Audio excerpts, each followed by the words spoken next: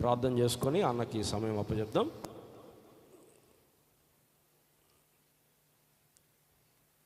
ప్రేమ కలిగిన మా ప్రియ పరలోకపు తండ్రి, ఈ రాత్రికాల సమయం కూడిక కొరకై మీకు వందనాలు, స్తోత్రాలు.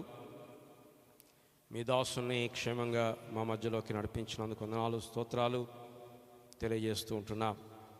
మీ దాసుని మీ ఆత్మతో అభిషేకించండి.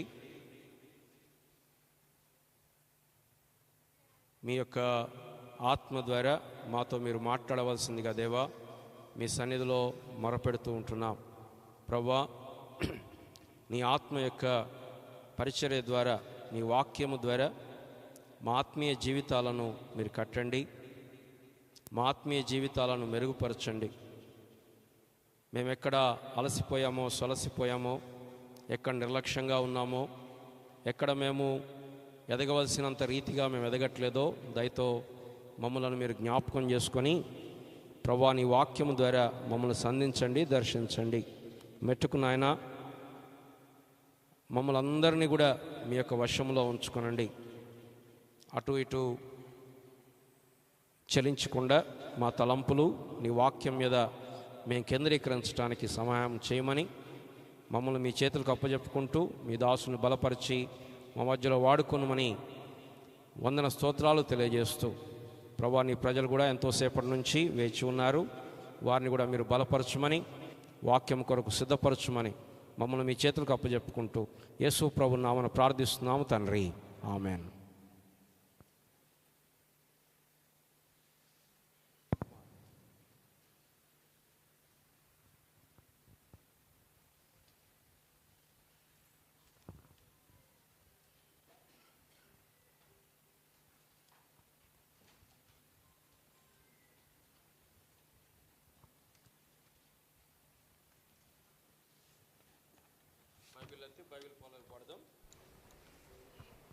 పఠింప శ్రేష్ఠ గ్రంథము బైబిల్, పఠింప శ్రేష్ఠ గ్రంథము బైబిల్, అనుదినము పఠించిన ప్రేమతోడకును ఓ పఠింప శ్రేష్ఠ గ్రంథము Bible. The best book to read is the Bible. The best book to read is the Bible. If you read it every day, it will help you all the way. Oh, the best book to read is the Bible. అన్న మీరు రాకముందే మీ introduction అయిపోయింది. We are waiting for you. Thank you again. Thanks a lot for coming into us. So అన్న మన మధ్యలో దేవుని యొక్క వాక్యం అందిస్తారు.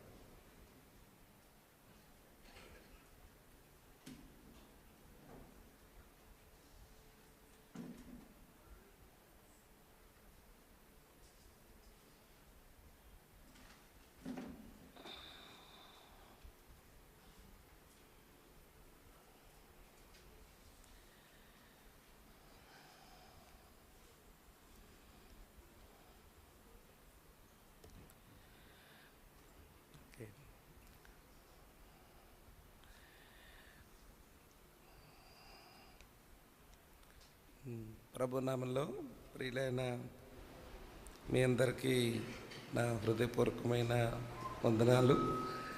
మరోసారి మిమ్మల్ని కలుసుకునే అవకాశం ప్రభు అనుగ్రహించినందుకు ప్రభుకి స్తోత్రాలు చెల్లిస్తూ, ప్రేమతో నన్ను ఆహ్వానించిన దేవుని దాసులు అంకుల్ బాలస్వామి గారికి, తమ్ముడు జాన్ బాబ్, మిగిలిన సహోదరులకు నేను వందనాలు చెల్లిస్తూ ఉన్నాను.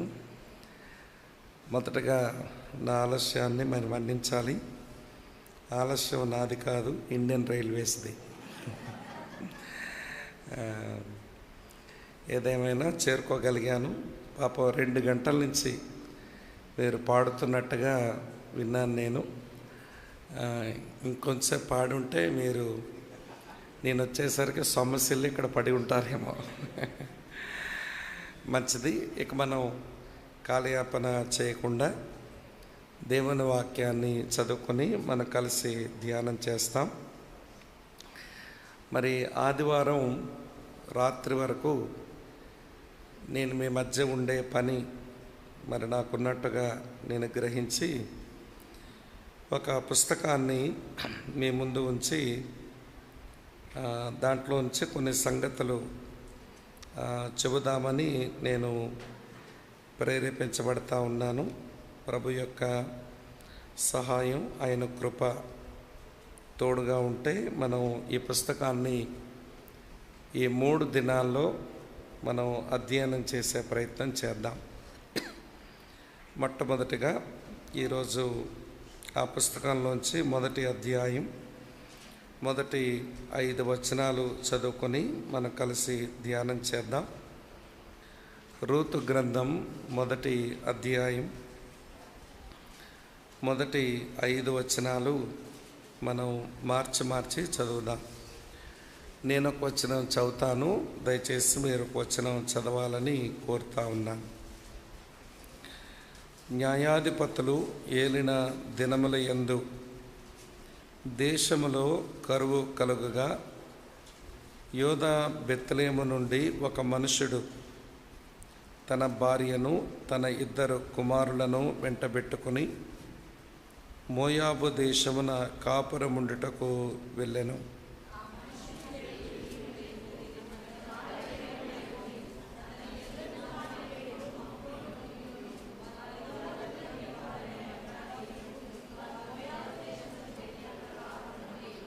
నయోమి పెనిమిటి అయిన ఎలిమెలకు చనిపోయెను. తర్వాత ఆమెయు ఆమె 2 కుమారులను నిలిచి ఉండేరి.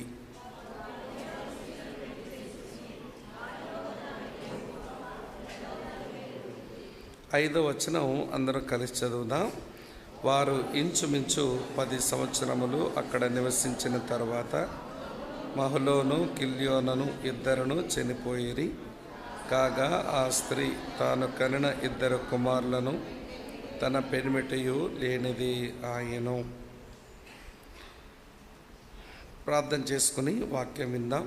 మా పరమ తండ్రి, ఈ పట్టణంలో మీరు ఏర్పాటు చేసుకున్న ఈ స్థానిక సంఘం, ఈ సంఘమును కాయుచు ఉన్న నీ సేవకుడు, తన కుమారులు, తోటి జతపనివారు, వారు పడుతున్న ఈ ప్రయాసలో ప్రతి ఏటా అప్పుడప్పుడు ఈ మధ్యకాలంలో నేనును వచ్చి వారితో ఈ మంచి సావాసం కలిగి ఉండడానికి, నీ వాక్యంతో వారికి పరిచర్య చేయడానికి మీరిచ్చిన ఈ మంచి అవకాశాల కొరకై మీకు కృతజ్ఞతలు చెల్లిస్తూ, మేము ఒకరి విశ్వాసం వలన ఒకరం ఆదరించబడి బలపరచబడి నీ కొరకు సాక్షులుగా సాధనాలుగా బ్రతకడానికి కావలసిన కృప మా అందరికీ అనుగ్రహించమని, మా నోటి మాటలు, మా హృదయ ధ్యానాలు నీ దృష్టికి అంగీకారమగినట్లుగా చేయమని,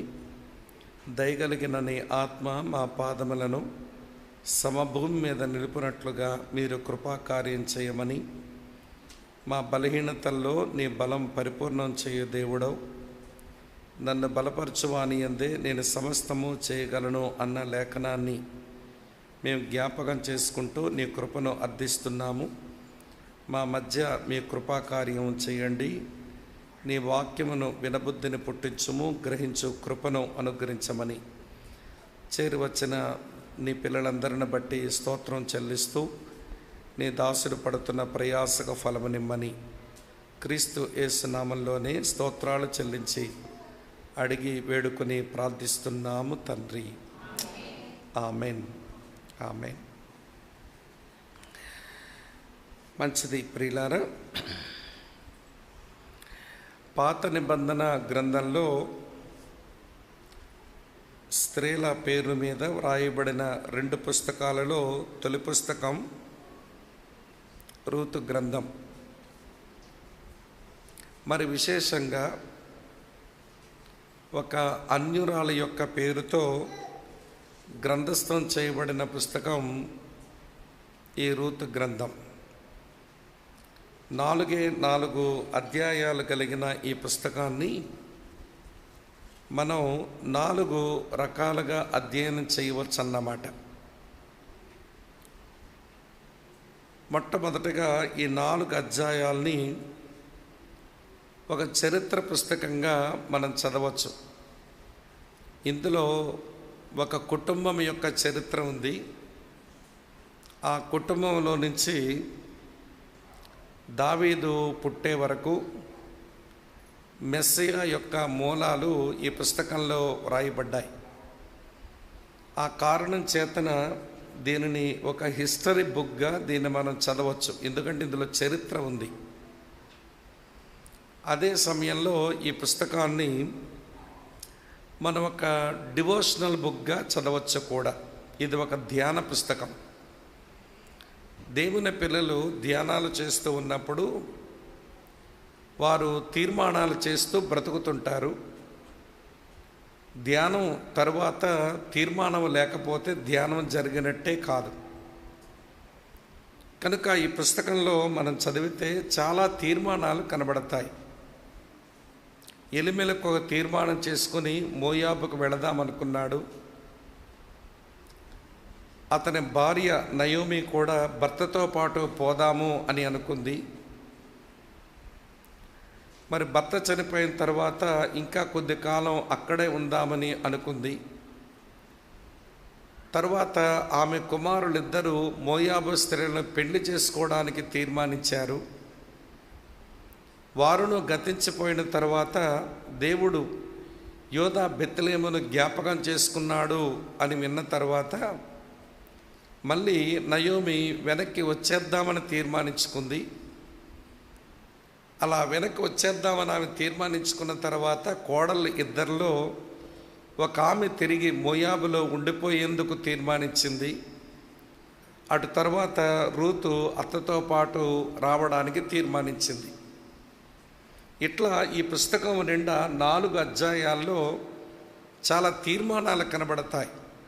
కనుక దీన్ని మనం చదివినప్పుడు ఎంతో డివోషన్, ధ్యానం మనకు దొరుకుతుందన్నమాట. అందుకనే రూతు గ్రంథాన్ని ఒక డివోషనల్ బుక్గా కూడా మనం అధ్యయనం చేయవచ్చు అన్నమాట. ఇందులో హిస్టరీ ఉంది, చరిత్ర చదివినట్టే చదవాలి. ఇందులో చాలా తీర్మానాలు ఉన్న కారణం చేత ధ్యానం ఉంది. ధ్యానం కొరకు దీన్ని మనం అధ్యయనం చేయాలి. అటు తర్వాత ఈ పుస్తకాన్ని మనం చూసినప్పుడు ఇది ఒక ప్రొఫెటిక్ బుక్ అనిపిస్తుంది. ఇందులో కొన్ని ప్రవచనాత్మకమైన సత్యాలు మనకు కనబడతాయి. ఇందులో బోయజులో మన విమోచకుడిని మనం చూడవచ్చు. అది ఒక ప్రొఫెటిక్గా మనం ఆలోచించవలసిన ఒక విషయం. అటు తర్వాత నయోమిలో ఒక బ్యాక్స్లైడన్ బిలీవర్ని మనం చూడొచ్చు. రూతులో ఒక పాపిని, తర్వాత పశ్చాత్తాపడిన ఆమె జీవిత అనుభవాన్ని చూడొచ్చు. మరి వార్పాలో ఒక దేవుడు అవసరం లేదు అనుకునేటువంటి ఒక భక్తి లేని అమ్మను మనం చూడవచ్చు. ఇట్లా చివరికి ఎక్కడి వరకు ఈ పుస్తకం సాగుతుంది అంటే దావీదు జననం వరకు ఉంది గనక ఇందులో కొన్ని ప్రవచనాత్మక సత్యాలను మనం చూడవచ్చు అన్నట్టు. ఇది 3వ సంగతి. 4వ సంగతి, పుస్తకాన్ని ఎట్లా అధ్యయనం చేయవచ్చు అంటే దీంట్లో కొన్ని టైప్స్ ఉన్నాయి. దీన్ని టైపోలాజికల్ బుక్ అని అంటాం. ఇప్పుడే నేను చెప్పాను ఆ టైప్స్ ఎలా ఉంటాయో. బోయజులో విమోచకుడిని, రూతులో రక్షించబడిన ఒక పాపిని, నయోమిలో దిగజారిన ఒక పరిశుద్ధుణ్ణి మనం చూచి చాలా గంభీరమైన పాఠాలు నేర్చుకోవచ్చు అన్నమాట. సరే, అటువంటి 4 రకాలుగా అధ్యయనం చేసే ఈ పుస్తకాన్ని మనం ఏదో ఒక స్టోరీ చదివినట్లుగా చదివి మనం ఈ పుస్తకాన్ని దాటి ముందుకు వెళ్ళిపోవటం అదంతా సమంజసం కాదేమో అని అనిపిస్తుంది. కాబట్టి 4 రకాలుగా ఈ పుస్తక అధ్యయనం చేయొచ్చు. అయితే ఈ పుస్తకంలో మీరు గమనిస్తే ఒక్కొక్క అధ్యాయంలో ఒక్కొక్క సీన్, దృశ్యం మనకి కనబడుతుంది. మనం మొదటి అధ్యాయం చూసామనుకోండి, మోయాబు దేశంలో ఒక రోడ్డు మీద సంభాషణలు మనం చూస్తాం. అంటే మోయాబు దేశంలో ఒక దారిలో, ఒక మార్గంలో జరిగిన సంభాషణలను మొదటి అధ్యాయంలో చూస్తాం. 2వ అధ్యాయం దగ్గరికి వచ్చేసరికి మనం ఒక పొలంలో జరిగే సంభాషణలు మనం చూస్తాం. అంటే రోడ్డు మీద నుంచి జీవితం కాస్త పొలంకి వచ్చిందన్నమాట. తర్వాత 3వ అధ్యాయం దగ్గరకు వచ్చేసరికి అక్కడ జరిగే సంభాషణ అంతా ఒక కళ్ళములో జరగడం మనం చూస్తాం. అంటే పొలంలో నుంచి కళ్ళానికి వచ్చిందన్నమాట స్టోరీ. తర్వాత 4వ అధ్యాయంకి వచ్చేసరికి బెత్లెహేము పురములో జరిగిన సంభాషణ మనం చూస్తామన్నట్టు. చాలా అర్థవంతమైన క్రమం కనబడుతుంది. రోడ్డు నుంచి పొలములోనికి, పొలములో నుంచి కళ్ళములోనికి, కళ్ళములో నుంచి పురములోనికి వచ్చే ఒక చక్కని క్రమాన్ని మనం చూస్తాం. అయితే ఇదే క్రమంలో రూతుని ప్రత్యేకించి మనం గమనిస్తే ఒక్కొక్క అధ్యాయంలో ఆమె ఒక్కొక్క అనుభవంలో ఉన్నట్టుగా కనబడుతుంది. మొదటి అధ్యాయంలో ఆమె కన్నీళ్లు పెట్టుకుంటూ చూస్తాము, ఏడుస్తూ ఉంది.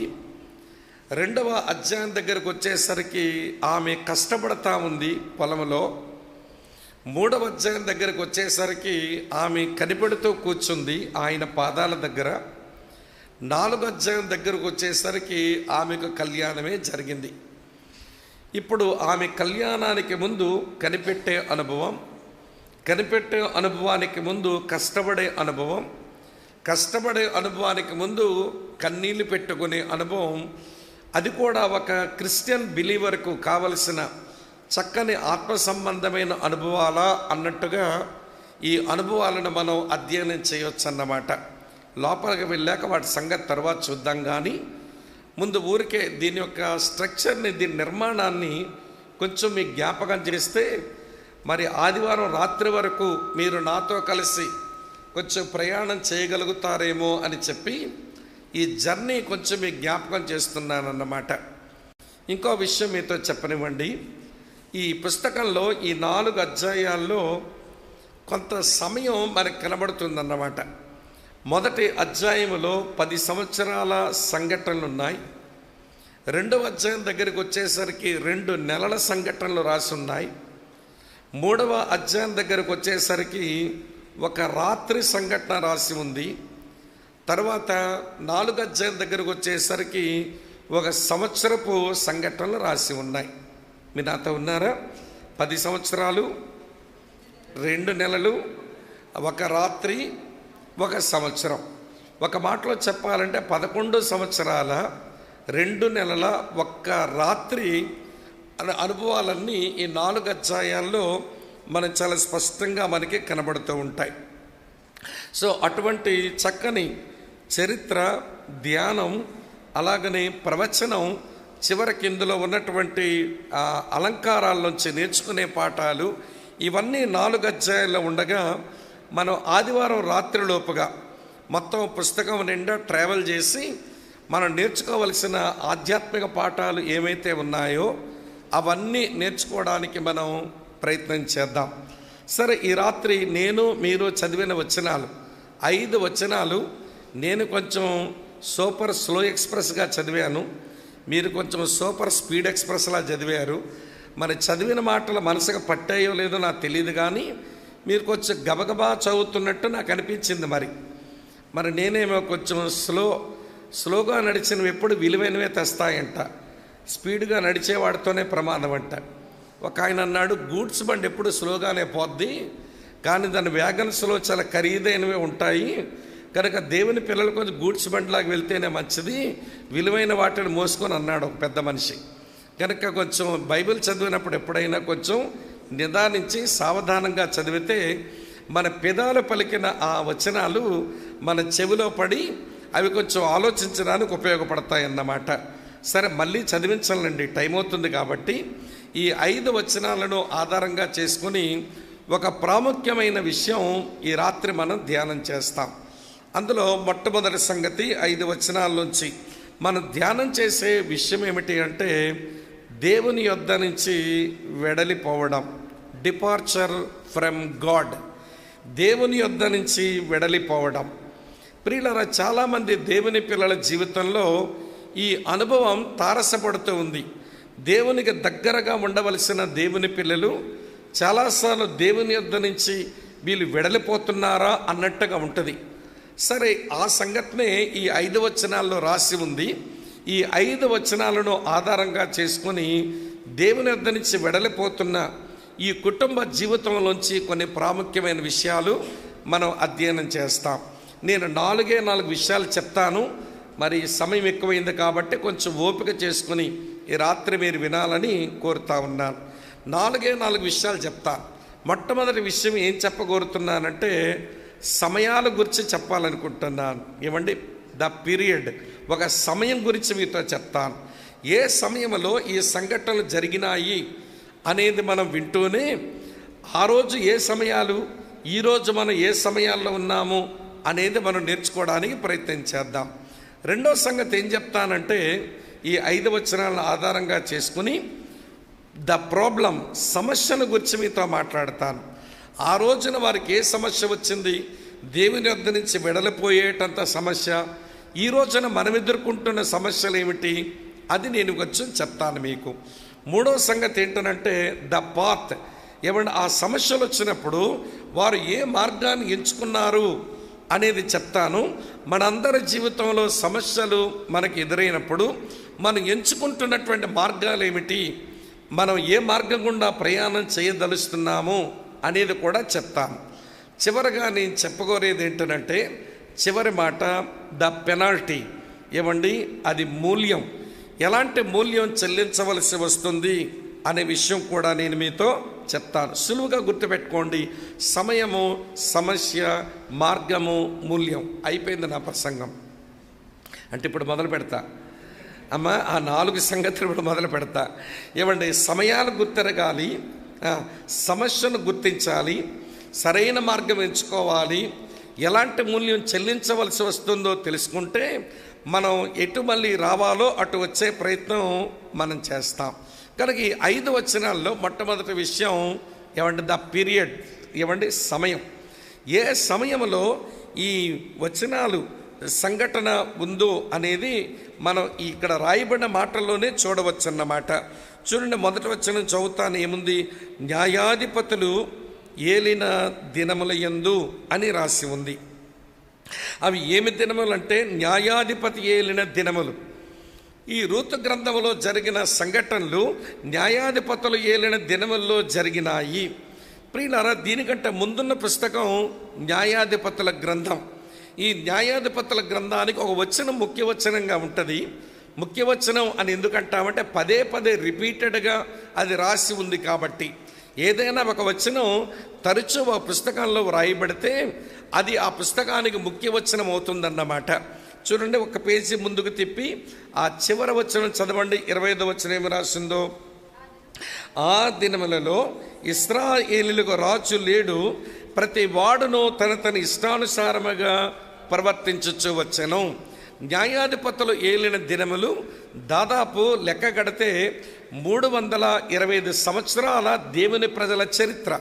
ఈ 325 సంవత్సరాలు ఈ దేవుని ప్రజలు వారికి రాజు లేని కారణం చేత, వింటున్నారా ఈ మాట, ప్రతివాడు తన ఇష్టానుసారముగా బ్రతుకుతూనే ఉన్నట్ట.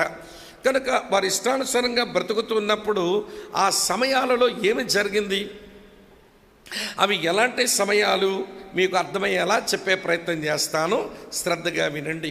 న్యాయాధిపతులు ఏలిన దినములు అవి ఎలాంటి దినములు అంటే ఈ ముఖ్య వచనాన్ని ఆధారంగా చేసుకుని న్యాయాధిపతుల గ్రంథం 21 అధ్యాయాలు మనం చూస్తే మొదటి విషయం చెప్తాను చూడండి. అవి ఎలాంటి సమయాలంటే ఉదాసీన సమయాలు, టైమ్ ఆఫ్ యాపతే అని అంటారు.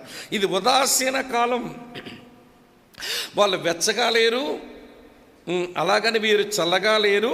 వాళ్ళు నిలువెచ్చని జీవితం అలవాటు చేసుకున్నారు, చాలా ఉదాసీనంగా బతుకుతున్నారు. వాళ్ళు ఎట్లా చెప్పగలం అని అంటే నేను మీకు జ్ఞాపకం చేస్తాను. దేవుడు యెహోషువ నాయకత్వంలో ఇశ్రాయేలు ప్రజల కనానుకు తీసుకుని వచ్చిన తర్వాత దేవుడు ఆది నుంచి చెబుతున్న మాట ఒకటి ఉంది. మీరు కనాను దేశంలో అడుగుపెట్టిన తర్వాత ఈ కనాను దేశంలో ఉండేటువంటి 7 చెడ్డ జనాంగాలను మీరు వారిని వెళ్ళగొట్టండి, వారి దేశాన్ని మీరు స్వతంత్రించుకోండి.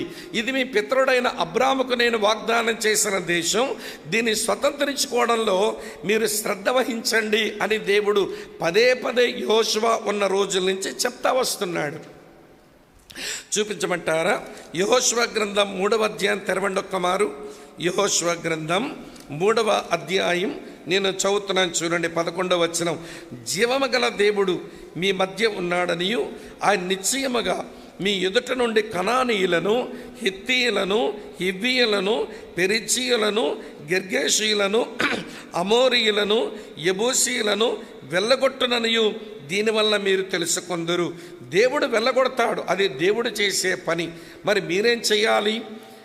మీరు చేయవలసిన పని ఏమిటి? యెహోషువ గ్రంథం చదువుతున్నాను చూడండి, 13వ అధ్యాయం. యెహోషువ గ్రంథం 13వ అధ్యాయం 1వ వచనం ఇలా ఉంది. యెహోషువ బహు దినములు గడిచిన వృద్ధుడు కాగా యెహోషువ అతనికి ఇలాగ సెలవిచ్చెను, నీవు బహుదినములు గడిచిన వృద్ధుడు, స్వాధీనపరుచుకున్నటకు అది విస్తారమైన దేశం ఇంకా మిగిలి ఉంది. ఈ 7 రకాల చెడ్డ జనాంగాలను దేవుడైతే వెళ్ళగొడుతున్నాడు. మరి మీరు చేయాల్సిన పని ఏంటి? ఆ దేశమును స్వాధీనపరచుకోవాలి. అది దేవుడు మీకు ఇచ్చిన పని. అంటే కనాను దేశంలో మీరు స్వాధీనపరచుకోవలసిన ఈ కనాను దేశాన్ని స్వాధీనపరచుకోవాలి. కానీ వీరు ఆ పనిలో లేరండి. ఆ కనానీయులను, ఆ 7 రకాల చెడ్డ జనాంగాలను వెళ్ళగొట్టడము లేదు, వారి ప్రాంతాన్ని స్వాధీనపరచుకోవడం లేదు. అందుచేత వీరు ఏమైపోయారు అంటే చాలా ఉదాసీన వైఖరి నేర్చేసుకున్నారు.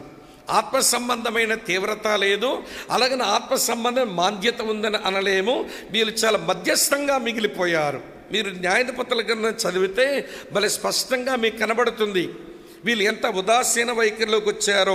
చూడండి 27వ వచనం చదువుతాను. 1వ అధ్యాయంలో న్యాయాధిపతుల గ్రంథం 1వ అధ్యాయం 27వ వచనంలో 4వ లైన్ చూడండి ఏం రాసిందో. 27వ వచనం, మెగిద్దో పల్లెలను ఏం చేయలేదటమ్మ వాళ్ళు? కనబడిందా మీకు? 1వ అధ్యాయం 27వ వచనంలో 4th లైన్ తెలుగు బైబిల్లో ఏముంది? మెగిద్దో పల్లెలను ఏం చేయలేదంట? స్వాధీనపరచుకొనలేదు. తర్వాత 28వ వచనం లాస్ట్ లైన్ చూడండి, వారిని బొత్తిగా వెళ్ళగొట్టలేదు. మళ్ళీ 29వ వచనం సెకండ్ లైన్ చూడండి, కనానీయులను వెళ్ళగొట్టలేదు. ఇట్లా మనం చదివితే 1వ అధ్యాయం చివరి వరకు వచ్చేసరికి వారు స్వాధీనపరచుకోలేదు, వారిని వెళ్ళగొట్టలేదు. వాళ్ళు మన పనికి వస్తారులే అని వారికి వెట్టి పనులు వారితో చేయించుకొని వాళ్ళని వారి మధ్యనే ఉంచుకున్నారట. ఆ కారణం చేత ఎవరినైతే ఉంచుకున్నారో వారి ప్రభావం వీళ్ళ మీద పడి వీళ్ళు చాలా ఉదాసీన వైఖరికి వచ్చారు. ఎలా వచ్చారో నేను తర్వాత చెప్తాను మీకు. ఇప్పుడు గమనించాల్సిన విషయం ఏంటంటే న్యాయాధిపతులు ఏలిన దినములు అవి ఏమి దినములంటే దేవుని ప్రజలు చాలా ఉదాసీన వైఖరితో బతికిన దినములు. ఆత్మ సంబంధమైన తీవ్రత చల్లారి వాళ్ళు చాలా నిలువెచ్చని స్థితికి వెళ్ళిపోయినటువంటి రోజులు. సరే, ఆ రోజుల సంగతి అట్లున్నాయి. ఈ రోజులు ఆ సమయాలకు మనకి ఏమి సంబంధం అని అంటారా? ఈరోజు మన కణాలను స్వాధీనపరచుకోవడంలో కూడా మనము చాలా నిలువెచ్చనగానే మారిపోతున్నాం. ఈ రోజుల్లో మన కణాను అంటే ఏంటో చెప్పమంటారా? చాలా వరకు క్రైస్తవ్యం కణానును పరలోకంతోనే పోలుస్తుంది. సరే, పోల్చే వాళ్ళని తప్పుపట్టాలని చెప్పడం లేదు, కానీ నాకు తెలిసిన హెర్మెనటిక్స్ ప్రకారం కనాను దేశాన్ని పరలోకంతో పోల్చడానికి ససేమిర పనికిరాదు. ఎందుకో చెప్పమంటారా? వినండి, కనాను దేశంలో వారు అడుగు పెట్టగానే అక్కడ శత్రువులు ఉన్నారు. మీరు పరలోకం పోతే ఎవరుంటారో మీకు శత్రువులు? ఇంతకు మీరు ఎక్కడ ఉన్నారా లేదా చెప్పండి, ఉంటారా శత్రువులు? అక్కడ ఉండరు. వారు కనాన్లో అడుగు పెట్టగానే యుద్ధాలు చేయవలసి వచ్చు. దేవుడు యుద్ధాలు చేయమన్నాడు. మీరు పరలోకం పోతే ఎవరితో యుద్ధం ఆడతారు? అక్కడ యుద్ధాలు ఉండవు కదా. మీరు కనాను దేశంలో అడుగు పెట్టగానే దుఃఖము, కన్నీరు, వేదన అన్నీ వారి జీవితంలోకి వచ్చాయి. మీరు పరలోకం పోయిన తర్వాత దుఃఖము, కన్నీరు, వేదన ఏమనిపిస్తారు? అవి ఉండవనే కదా మనం సంతోషించి అక్కడ పోదాం అనుకుంటున్నాము. శత్రువులు లేరు, యుద్ధాలు లేరు, దుఃఖము లేదు, వేదన లేదు, కన్నీరు లేదు. అది కదా పరలోకం అనుకుంటున్నాం. కానీ పరలోకాన్ని కనానుతో ఎందుకు పోల్చినారంటే పోల్చడానికి సరిపోదు, కానీ పరలోకానికి ఫోర్టేస్ట్ తొలి రుచి అనుకోవచ్చు అంతే. మరి కనాను దేనితో పోల్చవచ్చండి అని మీరంటే కనాను దేనితో పోల్చవచ్చు అనగా నిజ క్రైస్తవ జీవితంతో పోల్చవచ్చు. True Christian life. కనాన్ అంటే నిజ క్రైస్తవ జీవితం అండి. నిజ క్రైస్తవ జీవితంలో అడుగు పెడితే నీకు శత్రువులు ఉన్నారు. ఇక్కడ సాతాను ఒక శత్రువు, లోకం ఒక శత్రువు, నీ శరీరం ఒక శత్రువు. తర్వాత నిజ క్రైస్తవ జీవితంలో అడుగు పెడితే నువ్వు పోరాటాలు చేయవలసి ఉంటుంది. అది ఆత్మ సంబంధమైన పోరాటం అని మనం ఎరుగుతాం. నిజ క్రైస్తవ జీవితంలో ఎన్నో ప్రతికూలమైన పరిస్థితులు వచ్చినప్పుడు ఇవాడ దుఃఖము, వేదన, కన్నీరు దేవుని పిల్లల జీవితంలో సర్వసాధారణంగా ఉంటుంది. కాబట్టి కనాను అంటే నిజ క్రైస్తవ జీవితం అని పోల్చడానికి సరిగా సరిపోతుంది అన్నట్టు. అయితే ఈరోజు నిజ క్రైస్తవ జీవితాన్ని స్వాధీనపరచుకోవలసిన మనం కూడా స్వాధీనపరచుకోవడం లేదు. వాళ్ళు ఆ 7 తెగల్ని వారు బయటికి పంపించలేదు. ఈరోజు క్రైస్తవ్యంలో కూడా ఈ 7 తెగల్ని మనం అలాగే ఉంచుకొని స్వాధీనపరచుకుందాం నిజ క్రైస్తవ జీవితం అంటే అవ్వదు. ఏమిటండి 7 తెగలంటే? మీ లిస్ట్ రాసుకోగలిగితే చెప్పేస్తాను వరుసగా.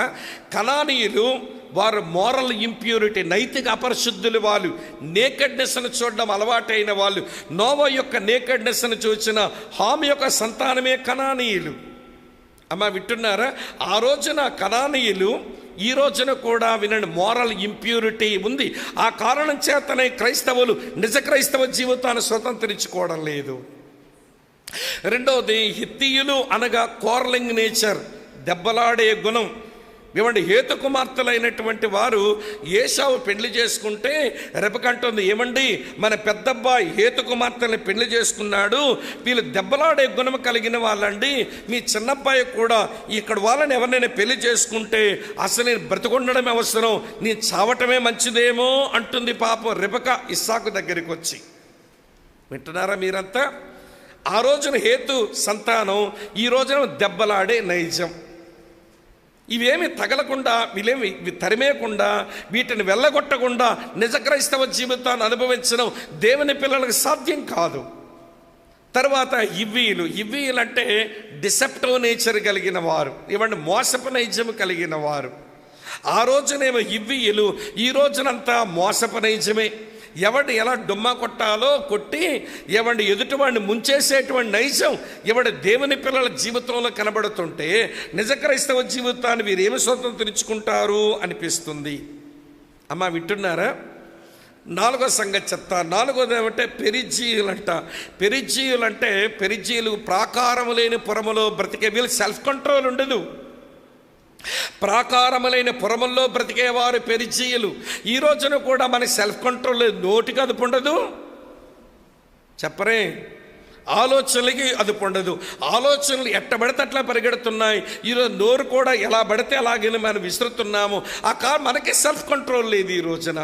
ఆ రోజున పెరిజీయులు, ఈ రోజున సెల్ఫ్ కంట్రోల్ లేని పరిస్థితులు. ఏం తేడా ఏమి లేదు. వాళ్ళని వాళ్ళు తరమలేదు, వీటిని మనము తరమలేదు. వాళ్ళ కణాన్ని స్వాధీనపరచుకోలేదు, మనం నిజ క్రైస్తవ్యాన్ని స్వాధీనపరచుకోలేదు. అందుకే వాళ్ళు ఉదాసీన వైఖరికి వెళ్ళారు, మనం కూడా ఉదాసీన వైఖరిలోనే బతుకుతున్నాం. అమ్మ అర్థమవుతున్నదా?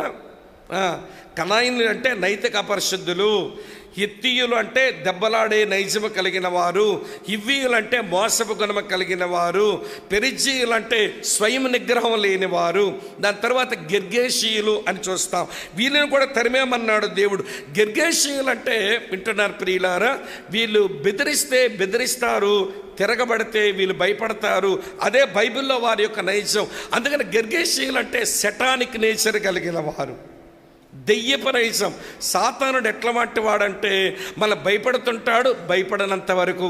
నువ్వు తిరగబడితే మళ్ళీ తిరిగాడు భయపడతాడు. మీరు ఒక బీసుకుంటున్నారు, జోక్ చెప్తాను వినండి.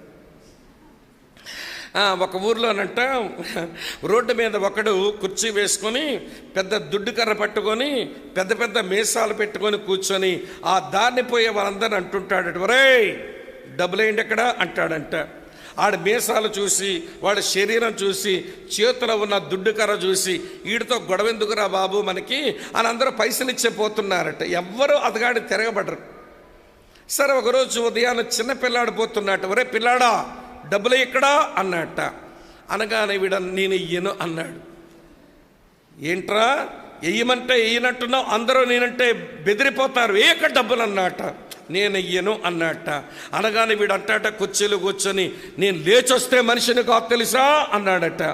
ఆ చిన్నపిల్లాడు నవ్వుతూ, లేచిరారా నీ 2 కాలు కుంటువని నాకు తెలుసు కదా అన్నాడట. ఒరే దండ పెడతాను రా, ఈ విషయం ఎవరికి చెప్పొద్దురా, వెళ్ళిపోరా అంటున్నట్ట. చూసారా? భయపడే వాళ్ళందరినీ ముందేం చేస్తున్నాడు? బెదిరించాడు.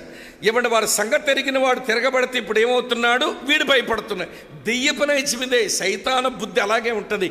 ఇది మనం తెలియక వాడికి భయపడుతూ బ్రతుకుతుంటాం మనం. వాడు సిలువలో ప్రభు దగ్గర ఓడిపోయాడు. ఆయన విజయం మనకు తెచ్చి ఆ విజయంలో మనల్ని ఉంచి అత్యధిక విజయానికి మనం వెళ్ళమని చెబుతుంటే ఇంకా సాతానంటే భయం. కొంతమంది సిస్టర్స్ అంటారు, మీ వైపు కాదులేండి, ఈ ఈస్ట్ తెలంగాణ కాదు, కానీ నేను కొంచెం వెస్ట్ తెలంగాణకి వెళ్తే క్రైస్తవులే సేవకులే సైతం నుంచి గుండె మీద కూర్చున్నట్టు ఏం పని లేదు ఆడి పాపం, గొంతు నిలివేస్తున్నాడంట. ఎందుకంటే ఎవరో దిష్టి తీసిన నిమ్మకాయలు ఆ ఎర్ర మిరపకాయలు కాలుతో తొక్కేసానండి, ఆ రోజు నుంచే సైతం నుంచి కూర్చుంటున్నాడట. మరి వీరి లోపల ఉన్న ప్రభు ఏంటో, వీరి లోపల ఉన్న పరిశుద్ధాత్ముడు ఏంటి, ఇవన్నీ మర్చిపోయి దెయ్యానికి భయపడుతుంటే వీళ్ళు గెర్గేషీలకు పడిపోయే టైప్ అన్నమాట. ఆ రోజున వారు గెర్గేషీలను తరిమేయలేదు.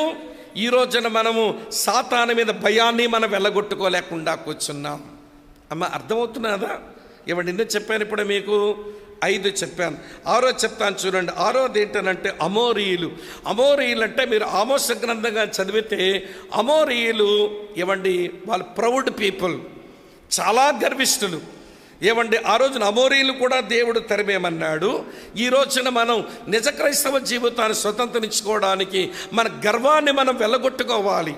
దీన మనస్సును వస్త్రంగా ధరించుకోవాలి. ఇదే మనకు చేత కావడం లేదు ఈ రోజున.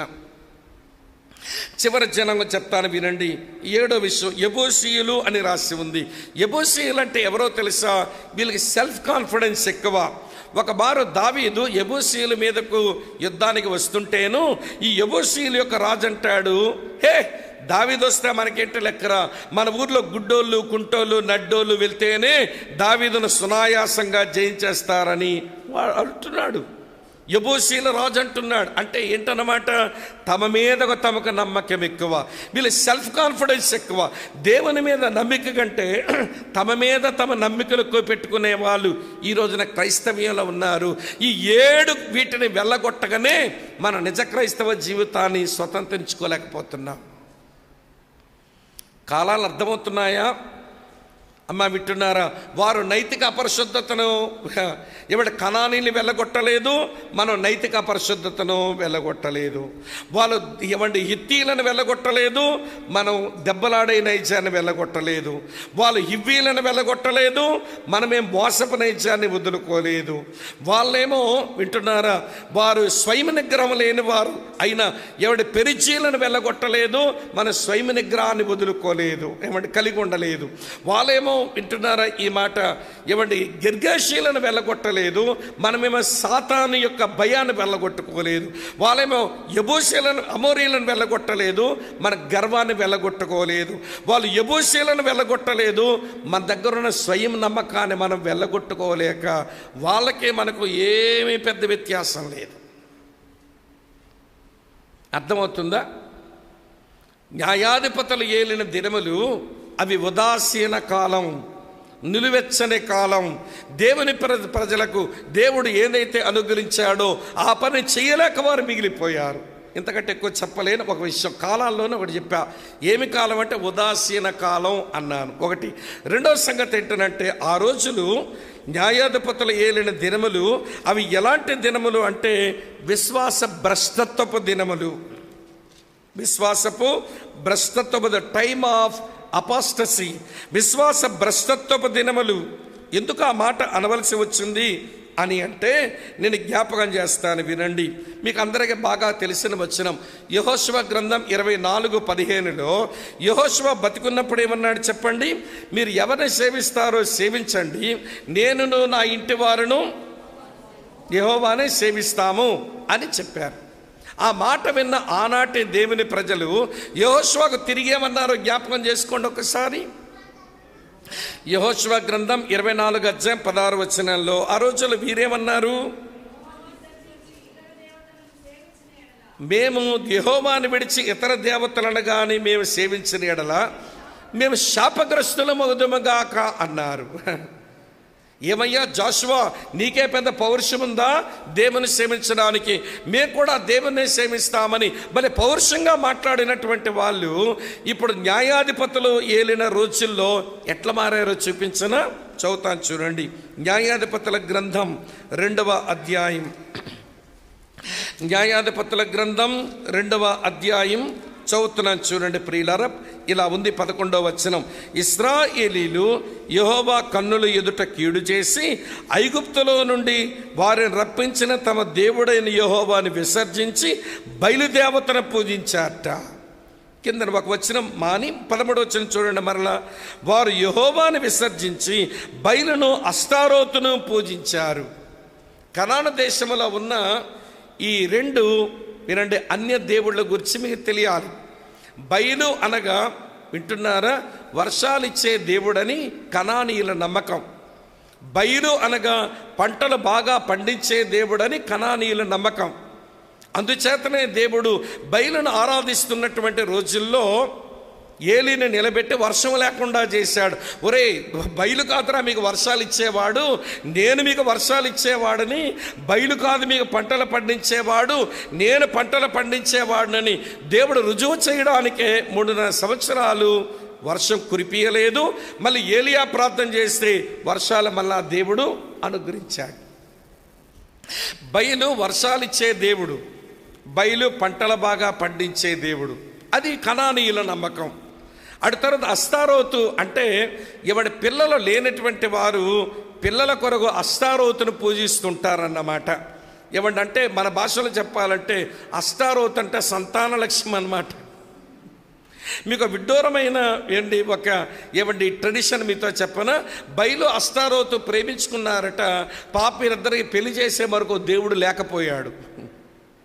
బయలేమో కొండకి కూర్చున్నాడు, అస్తారోతమే కొండ కిందనుంటుందట. వీళ్ళిద్దరికి పెళ్లి చేసే దేవుడు లేక అక్కడేమో ఆయన్ని ఇక్కడేమో ఈయన్ని ఆరాధిస్తుంటారు. కనానీయుల సంప్రదాయం. కొంపదీసి తిరుపతి మీకు జ్ఞాపకం రావడం లేదు కదా? దాదాపు అలాంటి నమ్మకమే మన దగ్గర కూడా ఉంది మన దేశంలో. అక్కడ ఒక దేవుడు, ఇక్కడ ఒక దేవుడు, వింటున్నారా, దేవత. మొత్తానికి బయలు అక్కడ, అస్తారోత్ ఇక్కడ. మొత్తానికి వీళ్ళిద్దరే పెళ్లి చేసేవారు లేక అలా ఉంటే, కనానీయులు అలాంటి నమ్మికతో ఉంటే మీకేంటండి, మీకు తెలీదా? వర్షాలు ఇచ్చే దేవుడు ఎవరో మీకు తెలీదు, పంటలు పండించే దేవుడు ఎవరో మీకు తెలియదా? మీరు మర్చిపోయారా? లేవీకాండం 26వ అధ్యాయం మీరు మర్చిపోయారా? ద్వితోపదేశకాండం 28వ అధ్యాయం చూపిస్తాను తర్వాత మీకు. లేవీకాండం 26వ అధ్యాయంలో వర్షాలు ఇచ్చేవాడెవడో, పంటలు పండించేవాడెవడో. ద్వితోపదేశకాండం 28వ అధ్యాయంలో వర్షాలు ఇచ్చేవారెవరో, పంటలు పండించేవారెవరో అంత స్పష్టంగా రాసి ఉన్నప్పటికీ కూడా, మోషేతో చెప్పబడినప్పటికీ కూడా, అది నమ్మినప్పటికీ కూడా ఆ నమ్మకాన్ని వదిలేసి ఇప్పుడు విశ్వాస భ్రష్టులయ్యారు వీళ్ళు. ఇప్పుడు మీరు అనొచ్చు, వారు విశ్వాస భ్రష్టులయ్యారు కానీ మేమెక్కడ విశ్వాస భ్రష్టులం అని మీరు అంటారేమో. మీరు ఏమనకపోతే చెప్పనా, ఈనాడు కూడా క్రైస్తవుల్లో కూడా అపోస్టేట్ బిలీవర్స్, విశ్వాస భ్రష్టులైన విశ్వాసులు ఉంటున్నారు. దేవుని హత్తుకొని ఉండవలసిన వారు హత్తుకొని ఉండక వేటను హత్తుకుంటున్నారు. మన బయలు మన దగ్గర ఉంటాయి, మన అస్తారోతులు మన దగ్గర ఉంటాయి. చెప్పమంటారా? మన బయలేంటో చెప్పనా మీకు? శుభం జరగాలంటే శకునం చూసుకోవాలా, ముహూర్తం చూసుకోవాలా, తిథులు చూసుకోవాలి, నక్షత్రాలు చూసుకోవాలి. ఇది మీ బయలు కావా? మరి ఇక్కడ ఉన్నారా లేదమ్మా? ఇంట్లో దిగుతామని గృహప్రతిష్టని మీరు ప్రోగ్రాం పెట్టారు. మమ్మల్ని 10 గంటలకు రమ్మన్నారు. మేమేమో తెల్ల ప్యాంటు తొల్ల చొక్కా వేసుకుని వచ్చి స్తుతియుమహిమ గణతానీకని పాట పాడి ఇల్లు ఓపెన్ చేద్దామని వచ్చి అన్ని గదుల్లో ప్రార్థన చేసి మీ వంటగది దగ్గరికి వచ్చేసరికి ఆల్రెడీ వంట అయినట్టు కనబడుతుంది అక్కడ. ఏంటమ్మా అప్పుడే మీరు వంట వండేశారంటే, అదే నన్న 5 గంటలకి పాలు పొంగించారంట. పాలు ఎందుకమ్మా పొంగించి నేలపాలు చేశారంటే, నేలపాలు చేయలేదు అన్నయ్య గారు, పరమాన్నం ఉండాం. మరి ఏది పరమాన్నం ఏదంటే 5 ముత్తైదువులు పెట్టాలంట. 5 ముత్తైదువులు పిలిచి వాళ్ళకి బాగా కడుపు నిండా పెడితే దిమ్మకొక్కులా వేసిపోయారు 5 ముత్తైదువులు. ఏమి లేదు ఇక్కడ గిన్నెలో. 5 ముత్తైదువులు కడుపులు చల్లగా చేస్తే నీళ్ళు చల్లగా ఉంటుంది అనేది లోకస్తుల నమ్మకం. మరి నువ్వు అదే నమ్మికతో ఉంటే నువ్వు ఒక బయలును హత్తుకొని లేవా? వింటున్నారా లేదా? మన దగ్గర అష్టారోతులు తక్కువ లేరు. సంతానం కలగడానికి, డబ్బులు రావడానికి మన అష్టారోతులు ఏంటో తెలుసా? నూనె సీసాలు కొనుక్కుంటాము, రుమాలు గుడ్డలు కొనుక్కుంటాము. మన అష్టారోతులు ఇవి. ఎవరో అయ్యగారు ప్రార్థన చేసి ఇచ్చిన నూనె సీసా మా ఇంటిని చాలా దీవిస్తుందని నీ నమ్మకం. ఎవరో అమ్మినటువంటి హ్యాండ్ కర్చీఫ్ అది పెట్టుకుంటే జబ్బు తగ్గుద్దట, ఇదొక పాడు నమ్మకం. మీ అష్టారోతులు ఇవే. క్రైస్తవుల దగ్గర అష్టారోతులు ఉన్నాయి, క్రైస్తవుల దగ్గర బయళ్ళు ఉన్నాయి. ఆ రోజున వారు యెహోవాను హత్తుకోవడం మానేసి బయలును అష్టారోతును హత్తుకొని వారు ఎలాగ విశ్వాస భ్రష్టులయ్యారో ఈరోజు క్రైస్తవులు కూడా ఇవ్వండి అదే ధోరణిలో బతుకుతున్నారు. ఆ దినాలకి ఈ దినాలు పెద్ద తేడా ఏం లేదు. అమ్మ వింటున్నారా లేదా? అవి ఉదాసీన కాలం చెప్పండి, అది విశ్వాస భ్రష్టత్వపు కాలం.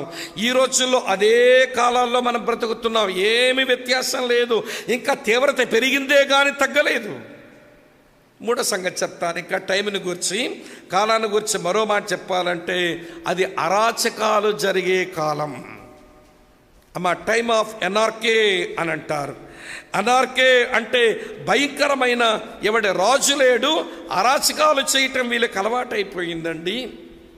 మీరు 21 అధ్యాయాలు మీరు బాగా చదివితే మీరు 9వ అధ్యాయం జ్ఞాపకం చేస్తాను, రిఫరెన్సు కంటెంట్ చెప్తాను, తర్వాత మీరు ధ్యానం చెద్దురు. కానీ న్యాయాధిపతుల గ్రంథం 9వ అధ్యాయంలో మీరు 5వ వచనం కానీ చదివారనుకోండి, ఒకడు 70 మందిని ఒక రాతి మీద పెట్టి చంపిపడేస్తున్నాడు. అరే, దేవుని పోలికలో దేవుని స్వరూపములో చేయబడిన మనిషిని హత్య చేయొచ్చా? మరి ఇదేంటి అలా హత్య చేస్తున్నారు వీళ్ళు? 70 మందిని ఒక రాతి మీద పెట్టి చంపేశాడంట ఒకడు. అంటే దేవుని ప్రజల మధ్య మడ్రలు జరుగుతున్నాయి. అరాచకత్వం కాదు. కొంచెం వెనక్కి రండి. న్యాయాధిపతుల గ్రంథం 19వ అధ్యాయంలో మీరు 1-2 వచనాలు కానీ చూశారనుకోండి, అక్కడ ఏమని చదువుతామంటే, లేవీయుడు ఒకడు, అమ్మ వింటున్నారా, ఒక ఆమెను ఉపపత్నిగా తెచ్చుకున్నట్ట. సరే, తెచ్చుకున్నాడు, ఉంది కదా ఆమె ఏం చేసిందంటే వేరొకడిని ప్రేమించి వాడితో వ్యభిచరించి వాళ్ళ నాన్నగారింటికి పోయిందట. అరే, లేవీయుడు ఒకడు నిన్ను తెచ్చుకోవడమే అతను చేసిన తప్పిదం. సరే, తప్పు చేస్తే చేశాడు. ఆడపిల్లవు నీకేంటి? నీకు ఒక ప్రమాణకమైన జీవితం ఉండొద్దు? సిగ్గు శరం ఉండొద్దా? ఇతగాడితో ఉండడం మానేసి వేరొకటి ప్రేమించి వ్యభిచరించి వాడితో వెళ్ళిపోయిందంట. అంటే దేవుని ప్రజల మధ్య వ్యభిచార కృత్యాలు జరుగుతున్నాయి. ఒక దగ్గరేమో నరహత్యలు, వింటున్నారా లేదా? ఒక దగ్గరేమో వ్యభిచార కృత్యాలు. అక్కడతో ఆగలేదండి వీళ్ళ యొక్క అరాచకత్వం. మీరు 19వ అధ్యాయం ఇంటికెళ్ళా చదవండి. 22వ వచనంలో ఏమి రాసి ఉంటుందంటే 19:22లో ఆ ఊర్లో పోకిరులందరూ ఒక గుమిగూడి ఒక మనుషుని ఇంటికి వచ్చి ఆ మనుషుని తలుపు తట్టి, ఏ ముసలోడా, నీ ఇంటికి వచ్చిన మనిషిని బయటికి పంపించు, మేము అతను కూడుతాము అని అడుగుతున్నారు.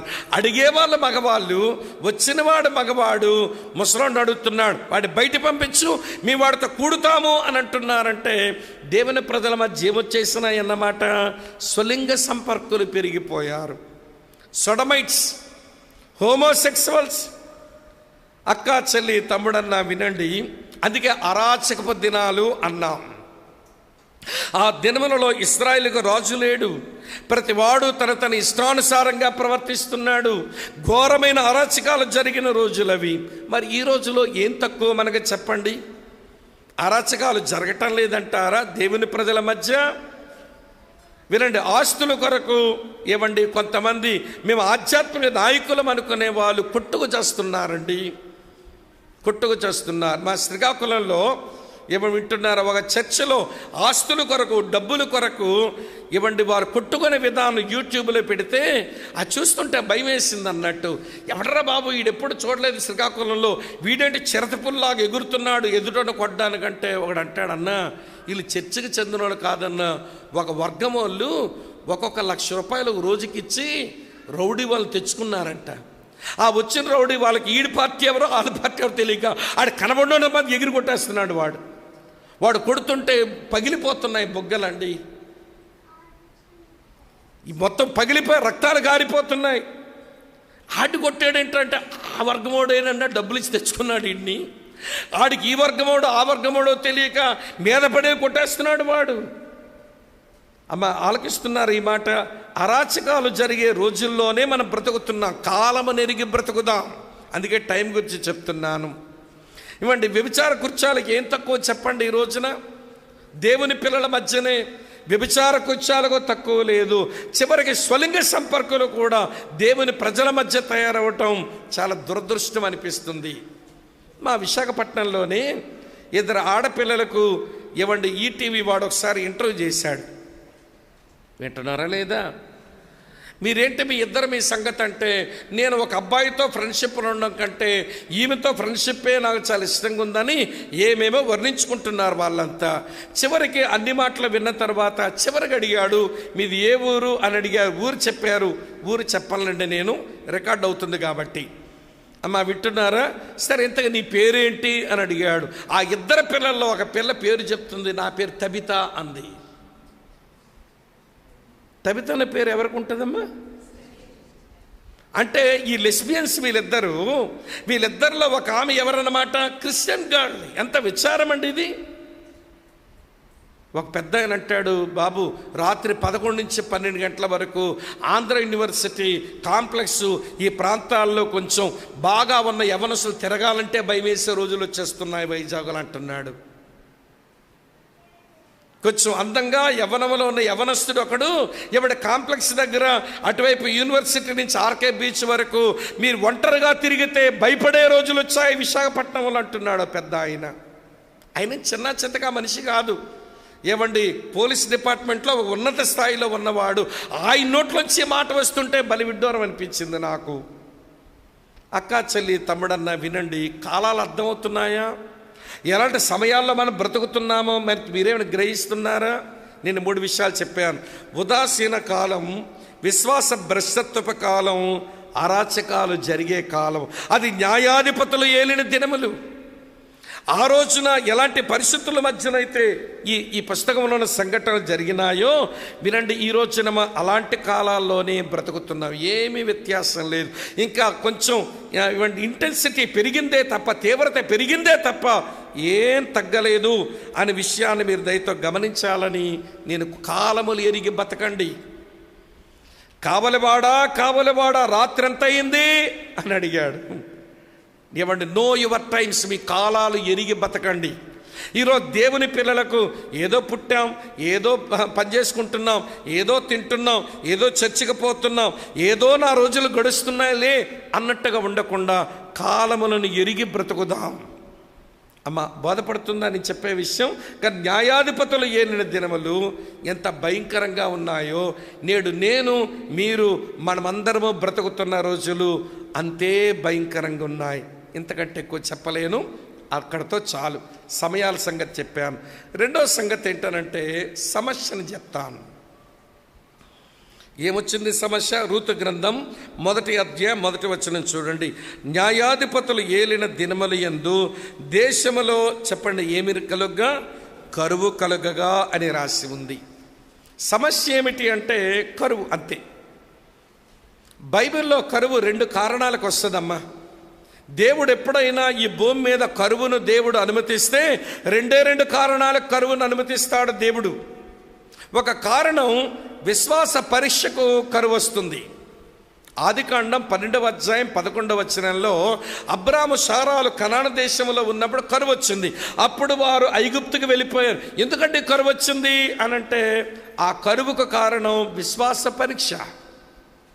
కానీ న్యాయాధిపతులు ఏలిన దినములందు దేశములో కరువు ఎందుకు వచ్చింది అనంటే ఈ కరువుకు కారణం వినండి పాపం.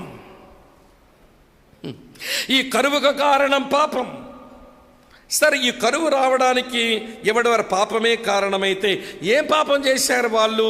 నేను ముందే చెప్పాను కదా, లేవీకాండం 26వ అధ్యాయం జ్ఞాపకం చేస్తానని. నేను కరువును ఎప్పుడు అనుమతిస్తాను అని దేవుడు అన్నాడో ఏమండి ఆ సంగతులు కొంచెం నేను జ్ఞాపకం చేస్తాను రండి. అక్కడ కొన్ని ఆజ్ఞలు మనకు కనబడతాయి, అక్కడ కొన్ని వాగ్దానాలు కూడా మనకు కనబడతాయి. ఈ ఆజ్ఞలు కానీ మీరు పాటిస్తే, ఈ వాగ్దానాలు కానీ మీరు స్వతంత్రించుకుంటే కరువుకు మీ మధ్య చోటు లేదు. మీ మధ్య కరువు వచ్చే అవకాశమే లేదు. కానీ కరువు వచ్చిందనంటే మీరు ఆజ్ఞలు పాటించడం లేదని అర్థం, నేను ఇచ్చిన వాగ్దానాలు స్వతంత్రించుకోలేదు అని అర్థమని లేవీకాండం 26లో చెప్పాడు. దీన్నే మళ్ళీ ద్వితోపదేశ కాండం 28 అధ్యాయంలో కూడా మోషే మరణించక ముందు రిపీట్ చేశాడు. ముందు ఆజ్ఞలు జ్ఞాపకం చేస్తాను రండి. నెంబర్ 1, 26వ అధ్యాయం 1వ వచనం చూడండి. మీరు విగ్రహములను చేసుకొనకూడదు, చెక్కిన ప్రతిమను కానీ బొమ్మను కానీ నిలబెట్టకూడదు, మీరు సాగిల పట్టకు ఏదొక రూపముగా చెక్కబడిన రాతిని మీ దేశములో నిలపకూడదు అన్నాడు. ఈ వచనం నాకేమి నేర్పిస్తుందంటే, రిఫ్రైన్ ఫ్రమ్ ఐడలట్రీ, విగ్రహారాధన నుంచి మీరు దూరంగా ఉండాలి. మీ చేరువు కూడా విగ్రహారాధన తీసుకుని రావద్దు. నాకు మీకు రూపం ఇచ్చేయకండి. నేను అక్షయుడును, మీరు నాకు క్షయమైపోయే రూపాయలు ఇవ్వకండి. మనుషులకు ఆది నుంచి ఉన్న ఒక భయంకరమైనటువంటి బలహీనత ఏంటనంటే, దేవుని మీద భక్తి ఉన్న కారణం మాట నిజమే, ఆ భక్తి చేసే విధానం దేవునికి రూపం ఇద్దామనుకున్నారు. నేను చెప్పలేదు ఈ మాట, స్వామి వివేకానందే చికాగోలో చెప్తూ అంటాడు, మా దేశంలో ఉన్న ప్రజలకు దేవుని మీద భక్తి చాలా బాగా పెరిగి దేవునికైతే రూపం ఇవ్వాలని మేము రూపం ఇస్తున్నామండి, దేవునికైతే రూపం ఉండదండి అన్నాడు ఆ పెద్ద ఆయన. పౌలు కూడా ఈ విషయాన్ని గట్టిగా మాట్లాడాడు. దేవుడు అక్షయుడు కదా, అక్షయుడైనటువంటి దేవునికి మీరు క్షయమైపోయే రూపాలు ఇచ్చారేంటి? దేవుడు మనిషిలాగా ఉంటాడా? దేవుడు 4 కాలు జంతువులాగా ఉంటాడా? దేవుడేమైనా ఎగిరే పక్షిలాగా ఉంటాడా? దేవుడేమైనా ప్రాకే పురుగులాగా ఉంటాడా? మీరు దేవునికి రూపాయలు ఇచ్చారే అన్నాడు. రోమాపత్రిక 1వ అధ్యాయం 22-23 వచనాలు అదే రాసి ఉంటుంది. దేవుడు అక్షయుడు, ఆయన క్షయమైపోయే రూపం ఇవ్వడం ఆయన అవమానపరచడమే, ఆయన ఇన్సల్ట్ చేయటమే అవుతుంది. అందుకనే దేవుడు అంటాడు, మీ మధ్య కరువు రాకుండా ఉండాలనంటే విగ్రహారాధన మీ మధ్యలోనికి దరిచేరనియ్యొద్దు అన్నాడు. ఇది 1వ వచనం. 2వ వచనం చూడండి. 2వ వచనంలో ఏముందో, 26:2 రెండో తలంపు 2వ వచనం. నేను నియమించిన విశ్రాంతి దినమును మీరు ఏం చేయవలను? ఆచరించవలను. రిగార్డ్ సబ్బాత్, సబ్బాతును మీరు గౌరవించండి. విశ్రాంతి అంటే దేవునితో మనతో దేవుడు ఉండే సమయం అండి. అంతకంటే ఏం పెద్ద ఆలోచించకండి.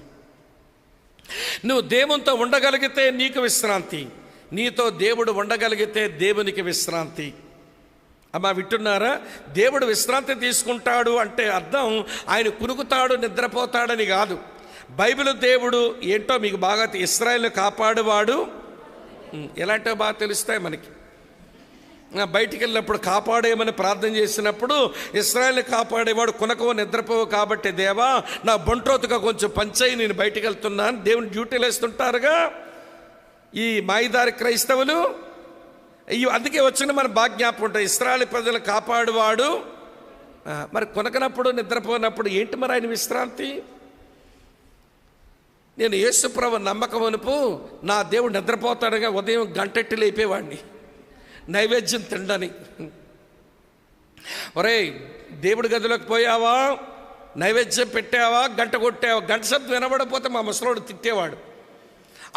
అందుకని ఒక ప్లేటెడు కొంచెం పంచదార తీసుకెళ్ళి నైవేద్యం పెట్టాలిగా, ఆ పంచదార ఏమో చెమలో తినేసేవి. అందుకే అప్పుడు కలిగింది కోరిక, నేను ఎప్పుడైనా మళ్ళీ పుడితే చెమగా పుట్టాలనుకున్నాను. అప్పుడు చిన్నప్పుడు చెమగా పుట్టాలని కోరిక ఉండేది. మరి అప్పుడే బుర్ర పని చేయాల, ఎవడెట్లా నలిపేస్తే చచ్చిపోతానని తెలుసుకోవాలిగా నేను. అంటే నా ఆశ ఏంటో తెలుసా, నీ నైవేద్యంగా పెట్టిన ఏమండి పంచదార తినడానికి గంట కొట్టాను, లేవడు, ఈ పంచదార తినడు, అన్నీ చెమలు తినేస్తున్నాయి అని ఉండేది చిన్నప్పుడు బాధ. ఎవడు బైబిల్ దేవునికి గంట కొట్టి లేపాల్సిన పని లేదు. మరి ఎందుకో మనోళ్ళు కూడా గంటలు పెడుతున్నారు గుళ్ళ మీద. మరి ఆయన లేపక్కర్లేదు కానీ ఈ నిద్రపోతూనే లేపాలని కొడుతున్నారేమో గంటను కొట్టాను మొత్తానికి. అమ్మ అర్థమవుతున్నది విషయం. ఆయన కునికేవాడు కాదు, నిద్రపోయేవాడు. మరి విశ్రాంతి అంటే ఏంటి? యెషయా గ్రంథం 66వ అధ్యాయంలో 1-2 వచనాలు అన్నాడు, ఆకాశము నా సింహాసనము, ఈ భూమి నా యొక్క పాదపీఠము, మీరు నా కొరకు కట్టనుద్దేశించిన ఇల్లు ఏ పాటది? నేను విశ్రాంతి తీసుకోవడానికి మీరు నిర్మించే స్థలం అది ఏ పాటది? అసలు ఆ విశ్రాంతి ఎక్కడ ఉందో చెప్పనా అంటూ అన్నాడు 2వ వచనంలో, ఎవడు నా మాట విని వణుకుచ్చు ఉండునో వానినే నా విశ్రమ స్థానముగా నేను దృష్టిస్తున్నా. నాకు రెస్ట్ ఎక్కడుందనంటే నా మాట విని వణికేవాడి దగ్గర నాకు విశ్రాంతి ఉందన్నాడు దేవుడు. మనమేమో ఆయన మాట విని వనకడం రాక ఆయనకి రెస్ట్ ఇవ్వం. ఆయనకి రెస్ట్ లేకపోతే మనకు రెస్ట్ ఉండదు. అమ్మ వింటున్నారా? కనుక వినండి, దేవుడు అంటాడు, ఎవడు రిగార్డ్ సబ్బాత్, మీరు సబ్బాతును గౌరవించండి. అమ్మ ఇది 2వ ఆజ్ఞ. 3వ ఆజ్ఞ ఏమన్నాడు చూడండి, 3వ వచనంలో 2వ వచనంలోనే చదువుతాను. నా పరిశుద్ధ మందిరమును సన్మానించవలెను, నేను యెహోవాను అన్నాడు. ఇక్కడ ఏమన్నాడు తెలుసా? రిగార్డ్ మై శాంక్చురీ, నా పరిశుద్ధ స్థలమును మీరు సన్మానించండి. నా పరిశుద్ధ స్థలమును, నా మందిరాన్ని మీరు సన్మానించు. 3వ ఆజ్ఞ అది. 4వ ఆజ్ఞ చదువుతాను చూడండి 3వ వచనంలో, మీరు నా కట్టడలను బట్టి నడుచుకొని నా ఆజ్ఞలు అనుసరించి వాటిని అనుసరించి ప్రవర్తించిన ఎడల మిగిలినవన్నీ వచ్చేస్తాయి. వర్షం వచ్చేస్తుంది, పంటలు పడతాయి, అవన్నీ తర్వాత చెప్తాను. 4వ ఆజ్ఞ ఏంటో తెలుసా? రెస్పెక్ట్ మై లా, నేను ఇచ్చిన ధర్మశాస్త్రాన్ని మీరు సన్మానించండి లేదా గౌరవించండి. గుర్తున్నాయి 4 మాటలు. మీ మధ్య కరువు సంభవించకుండా ఉండడానికి ఈ 4 ఆజ్ఞలు పాటించండి. విగ్రహారాధన రానియొద్దు, సబ్బాతును మీరు గౌరవించండి, తర్వాత నా పరిశుద్ధ మందిరాన్ని గౌరవించండి, తర్వాత నేను ఇచ్చిన ధర్మశాస్త్రాన్ని కూడా మీరు సన్మానించండి. ఈ 4 ఆజ్ఞలు ఎప్పుడైతే మీరు పాటిస్తారో మీకు నేను ఒక 5 ప్రామిసెస్ ఇస్తున్నాను అన్నాడు. ఎక్కడ ఇచ్చాడు? 5 ప్రామిసెస్ ఉన్నాయి వరుసగా. నేను 5 6 కూడా చెప్పుకోవచ్చేమో. 6 ప్రామిసెస్ ఉంటాయి, 10 అవుతాయిలేండి, 6 చెప్తాను ఊరికే బుల్లెట్ పాయింట్స్ లాగా. చూడండి 4వ వచనంలో ఏమన్నాడు? మీ వర్షాకాలములో మీకేమిచ్చేదను? వర్షం ఇచ్చేదను, మీ భూమి పంటలనిచ్చును, మీ పొలముల చెట్లు ఏమగునమ్మా ఫలమిచ్చును. అంటే 4వ వచనంలో ఏమంటారు? ప్లెంటీఫుల్ రెయిన్, మీకు కావలసినంత వర్షం మీకు ఇస్తాను, భూమి పంటనిస్తుంది, చెట్లు ఫలాలు ఇస్తాయి. కరువు ఎక్కడికి వస్తుంది మీ మధ్య? సమృద్ధైన వర్షం మీకు ఇస్తాను, ఆయన ఇచ్చిన ప్రామిస్. 6వ వచనం చూడండి ఏమన్నాడో, మీ దేశములో నేను మీకు చెప్పండి క్షేమము కలుగు చేసేదను, మీరు పండుకొనినప్పుడు ఎవడనో మిమ్మల్ని భయపెట్టాడు, ఆ దేశము దుష్టమృగము లేకుండా చేసేదను, మీ దేశములోనికి ఏమి రాదు? ఖడ్గము రాదు. యుద్ధాలు జరిగితే తర్వాత కరువులు వచ్చేస్తాయి, అసలు యుద్ధాలే రావు. అంటే దేవుడు ఏమన్నాడు తెలుసా? మీకు పీస్ఫుల్ రెస్ట్, ప్రశాంతమైన నెమ్మది, క్షేమాన్ని నేను మీకు ఇస్తా. 4 ఆజ్ఞలు పాటించండి, ఇగో ఈ వాగ్దానాలన్నీ నేను నెరవేరుస్తా. పీస్ఫుల్ రెస్ట్ మీకు అనుగ్రహించబడుతుంది అన్నాడు. 2 3 చెప్తాను చూడండి 8వ వచనంలో ఏమన్నాడో, మీలో 5 చెప్పండమ్మా 100 మందిని తరుముదురు, 100 మంది చెప్పండి 10,000 మందిని తరుముదురు, మీ శత్రువులు మీ ఎదుటనే చెప్పండి ఖడ్గమ చేత ఏమైపోతారు? కూలిపోతారన్నాడు. ఈ వచనం నాకేమి నేర్పించిందంటే పవర్ఫుల్ విక్టరీ, ఒక శక్తివంతమైన విజయాలు మీకు సొంతం అవుతాయి అన్నాడు. అర్థమవుతుందా మీకు విషయం? 4వ చెప్తాను చూడండి 9వ వచనంలో, ఏలయనగా నేను మిమ్మల్ని కటాక్షించి మీకు సంతానం ఇచ్చి మిమ్మల్ని విస్తరింపజేసి మీతో నేను చేసిన నిబంధనను నేను స్థాపించదను. ఈ వచనంలో ఏమన్నా తెలుసా? ప్రాస్పరస్ సప్లై, మీ సంతానమే కానీ మీ కుటుంబాలకు కానీ కావలసినవన్నీ నేను సమకూరుస్తాను. ప్రాస్పరస్ సప్లై మీకు అందుబాటులో ఉంటుందన్నాడు. తర్వాత కొంచెం 11వ వచనం చూడండి ఏమి రాసింది ఇక్కడే, నా మందిరమును మీ మధ్య ఉంచెదను, అంటే ప్లేస్ ఆఫ్ వర్షిప్, ఆరాధనా స్థలం మీకు ఉంటుంది. మీ మధ్యలో నా మందిరం ఉంటుంది, ఆరాధనా స్థలం ఉంటుంది. అటు తర్వాత 12వ వచనం చూడండి, నేను మీ మధ్య నడిచెదను, మీకు దేవుడని యుందును, మీరు నాకు ప్రజల యుందురు. అంటే ప్లెజెంట్ కమ్యూనియన్, దేవునితో ఎంతో సంతోషకరమైనటువంటి సావాసం కూడా మీకు లభ్యమవుతుంది. 4 ఆజ్ఞలు పాటించండి, 6 ఆశీర్వాదాలు సొంతం చేసి, కరువుకి మెచ్చి మీ మధ్య చోట్లేదు. సమృద్ధైన వర్షం, వింటున్నారా?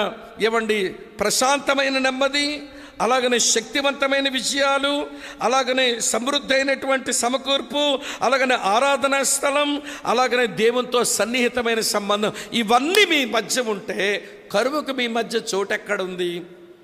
ఇప్పుడు కరువు ఎందుకు వచ్చింది అని అంటే ఆజ్ఞలు పాటించడం మానేశారు. దేవుడు తన వాగ్దానాలు నెరవేర్చే విషయంలో దేవుడు వెనకాడవలసి వచ్చింది. ఇది కరువు కారణం. ఆ రోజున కరువుకు ఆజ్ఞలా పాటించలేదు వాళ్ళు. అమ్మ వింటున్నారు కదూ, దేవుడిచ్చిన వాగ్దానాల స్వతంత్రించుకోలేని వారయ్యారు. ఈ రోజున కూడా క్రైస్తవుల పరిస్థితి దాదాపు అట్లనే ఉందండి. దేవుని ఆజ్ఞలన సన్మానించము, దేవుని మందిరాన్న గౌరవించము.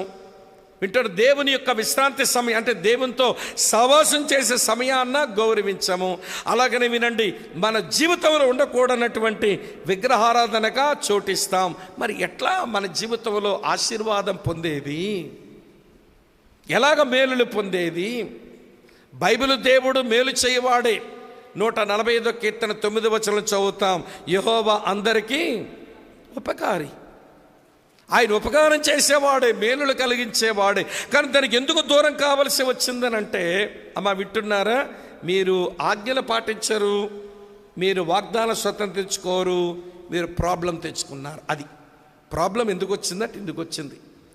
ఈరోజు దేవుని పిల్లలమైన మన వ్యక్తిగత జీవితాల్లో, మన కుటుంబాల్లో, మన సంఘములో, మన సమాజంలో సమస్య కారణం ఏంటనంటే, ఎక్కడో దేవుని ఆజ్ఞలు ఏమండి మనం దేవుని యొక్క ఆజ్ఞలు పాటించడంలో వెనుకాడు ఉంటాం, దేవుని వాగ్దానం స్వతంత్రించుకోవడంలో మన బలహీనమై ఉంటాం అనే విషయాన్ని మీరు అర్థం చేసుకోవాలని కోరుతా ఉన్నాను. ఇంతకంటే ఎక్కువ చెప్పలేను. ఇంకా ముందు 2 రోజులు ఉన్నాయిగా, మాట్లాడుకుందాం. 2 చెప్పాను, సమయం చెప్పాను, సమస్య చెప్పాను. ఇప్పుడు మార్గం చెప్తాను. ఇవ్వండి, సమస్యలు ఎప్పుడు వస్తాయి. ఆ సమస్యల్లోనే మనం ఏ మార్గాలు ఎంచుకోవాలో అది చాలా ప్రాముఖ్యం. చదువుతాను చూడండి, 1వ అధ్యాయం 1వ వచనంలోనే ఏమి రాసింది? న్యాయాధిపతుల ఏలిన దినముల యందు దేశములో కరువు కలగా యోధా బెత్లెహేము నుంచి ఒక మనుషుడు తన భార్యను తన 2 కుమారులను వెంటబెట్టుకొని ఎక్కడికి వచ్చెను? మోయాబు దేశమున కాపురముండుటకు వెళ్ళెను. ఇక్కడ ఒక విషయం ఇప్పుడే నేర్చుకుందాం. బెత్లెహేము అనగా ఏమండి, హౌస్ ఆఫ్ బ్రెడ్, రొట్టెల ఇల్లు కదా దాని అర్థం. సరే, రొట్టెల ఇల్లులో రొట్టె కొదువయింది. దేవుడు ఎందుకో అనుమతించాడు ఆ కొరత. సరే, అక్కడే ఉండి, దేవా ఇది రొట్టెల ఇల్లు, మేము రొట్టె లేని పరిస్థితుల్లోకి వచ్చాము, నువ్వు ఏదో చెయ్యాలని అక్కడే ఉండవలసింది పోయి రొట్టెల ఇల్లును వదిలేసుకొని మోయాబుకు వెళ్ళారంట. అమ్మ వింటున్నారా? మోయాబు సంగతి మీతో చెప్పనా? మోయాబు అనగా కాలు కడుక్కునే పల్లెం అన్నాడు, చెత్త బుట్ట అన్నాడు దేవుడు, గార్బేజ్ బిన్ అన్నాడు దేవుడు. 108వ కీర్తన నేను చదువుతాను చూడండి. 108వ కీర్తన ఇలా రాసి ఉంది ప్రియులారా, చదువుతున్నాను 9వ వచనం. 108, 9 చూడండి. మోయాబు నేను కాలు కడుక్కొను పల్లెము అన్నాడు, ఎదోము మీదగా నా చెప్పు విసిరివేయుదును అన్నాడు. ఏమన్నా, మోయాబు నేను కాలు కడుక్కునే పల్లెం, నా గార్బేజ్ బిన్, నా చెత్తబుట్ట. అరే, రొట్టెలు ఇల్లు వదులుకొని చెత్తబుట్టలో పడ్డారేంటి? అమ్మ వింటున్నారా? ఇప్పుడు మోయాబు గురించి ఒక 3 విషయాలు చెప్తాను వినండి. మోయాబు యొక్క ఆరిజిన్ ఏంటో జ్ఞాపకం చేసుకోండి. ఎవరికి పుట్టాడు? మోయాబీలు మోయాబుకు పుట్టారు. మోయాబు ఎవరికి పుట్టాడు? లోతుకు అతని కుమార్తెకు పుట్టాడు. అంటే మోయాబీల ఆరిజిన్లో ఏముందో తెలుసా? ఇమ్మొరాలిటీ, లైంగిక అపరిశుద్ధత ఉంది. ఒక తండ్రికి కూతురికి పుట్టినవాడు మోయాబు. లైంగిక అపరిశుద్ధత అతని మూలాల్లో ఉన్నాయి. అతని హిస్టరీ అంతా మీరు బాగా గమనించండి ప్రియులారా. మోయాబీల హిస్టరీ అంతా గమనిస్తే వాళ్ళు దేవుని ప్రజలని ఇశ్రాయేలీయులకు శత్రువులుగానే మిగిలిపోయారు. ఇది వాళ్ళ హిస్టరీ. వాళ్ళ ఆరిజిన్లో మారల్ ఇంప్యూరిటీ ఉంది, వాళ్ళ హిస్టరీలో ఎనిమిటీ విత్ ఇజ్రాయెలైట్స్ కనబడుతుంది. దేవుని ప్రజలకు శత్రువులు. పోనీ వాళ్ళ క్రీడ్, వాళ్ళ ప్రమాణం ఏంటి, వాళ్ళ విశ్వాస ప్రమాణం ఏంటి, వాళ్ళు ఏ ప్రమాణాలతో బ్రతుకుతారంటే వాళ్ళ దగ్గర ఉండేవి 2 అండి. ఒకటి విగ్రహారాధన, మరొకటి వ్యభిచారం, అంతే. సంఖ్యాకాండం 25వ అధ్యాయం వీలైతే మనం చూస్తాం తర్వాత. ఇప్పుడైతే జ్ఞాపకం పెట్టుకోండి, వాళ్ళ క్రీడ్ ఏంటనంటే వాళ్ళు విగ్రహారాధన చేస్తారు. అమ్మ వింటున్నారా? వాళ్ళు వ్యభిచారమే చేస్తారు. ఈ 2 వారి ప్రమాణాలు. అలాంటి వాళ్ళ దగ్గరికి పోయానంటండి. అసలు కరువు మీకు ఒక్కలకే వచ్చిందా? ఏమండి ఎలిమెలెకు గారు, నయోమక్క, ఏం బాబు యవనస్తులు, మహలోని కిల్యోన్, మీ నలుగురికే కరువు వచ్చిందా? మీ చిన్న కుటుంబానికి ఏం బోయిస్ కరువు రాలేదా? బెత్లెహేము వారికి కరువు రాలేదా? అక్కడ పోయారే. అక్కడ వెళ్ళి బ్రతుకుదామని ప్రయత్నం చేశారు. ఎందుకు మీరు అలా వెళ్ళడంలో వాళ్ళు ఎంచుకున్న మార్గాన్ని నా ధ్యానంలో నేనేమనుకున్నానంటే ఒక 3 విషయాలు చెప్తాను, వినండి. ఈరోజు చాలామంది దేవుని పిల్లలం అదే చేస్తుంటాం. వాళ్ళు ఎంచుకున్న మార్గం ఏంటనంటే, మొదటి విషయం, living for self, not for God. దేవుని కొరకు బ్రతికే మార్గం కాదు వీళ్ళు ఎంచుకున్నది, స్వార్థం కొరకు బ్రతికే మార్గాన్ని వాళ్ళు ఎంచుకున్నారు. మేము తినాలి, మేము సంతోషించాలి, మేము ఆనందంగా ఉండాలి, ఇక దేవుని కొరకు బ్రతుకుదామని ఇక్కడ లేదు. ఏమంటే వాళ్ళ సుఖము, వాళ్ళ సంతోషం, వాళ్ళ సరదా కొరకు పోయారు అక్కడికి. ఈరోజు చాలామంది దేవుని పిల్లలు ఎట్లా బ్రతుకుతున్నారండి, వాళ్ళ స్వయం కొరకు బ్రతుకుతారు కానీ దేవుని కొరకు బ్రతకరు. ఇది పాడు మార్గం. ఇలాంటి మార్గాలు ఎంచుకుంటున్నారు దేవుని ప్రజలు ఈ రోజుల్లో. రెండో సంగతి చెప్తాను, వినండి. వాళ్ళు బ్రతికినటువంటి బ్రతుకులో వారు ఎంచుకున్న మార్గం ఏంటి అనంటే, ఇవ్వండి, వాళ్ళు బ్రతికిన తీరు మనం చూస్తున్నప్పుడు విశ్వాసంతో బ్రతకడం వదిలేశారు, వెలుచూపుతో బ్రతకడం మొదలుపెట్టారు. They are not living by faith but by sight. విశ్వాసముతో బ్రతికితే ఈ కరువు దేవుడిచ్చాడు, దీని వెనకాల ఏదో వస్తుందిలే అని అక్కడే ఉండేవాళ్ళు.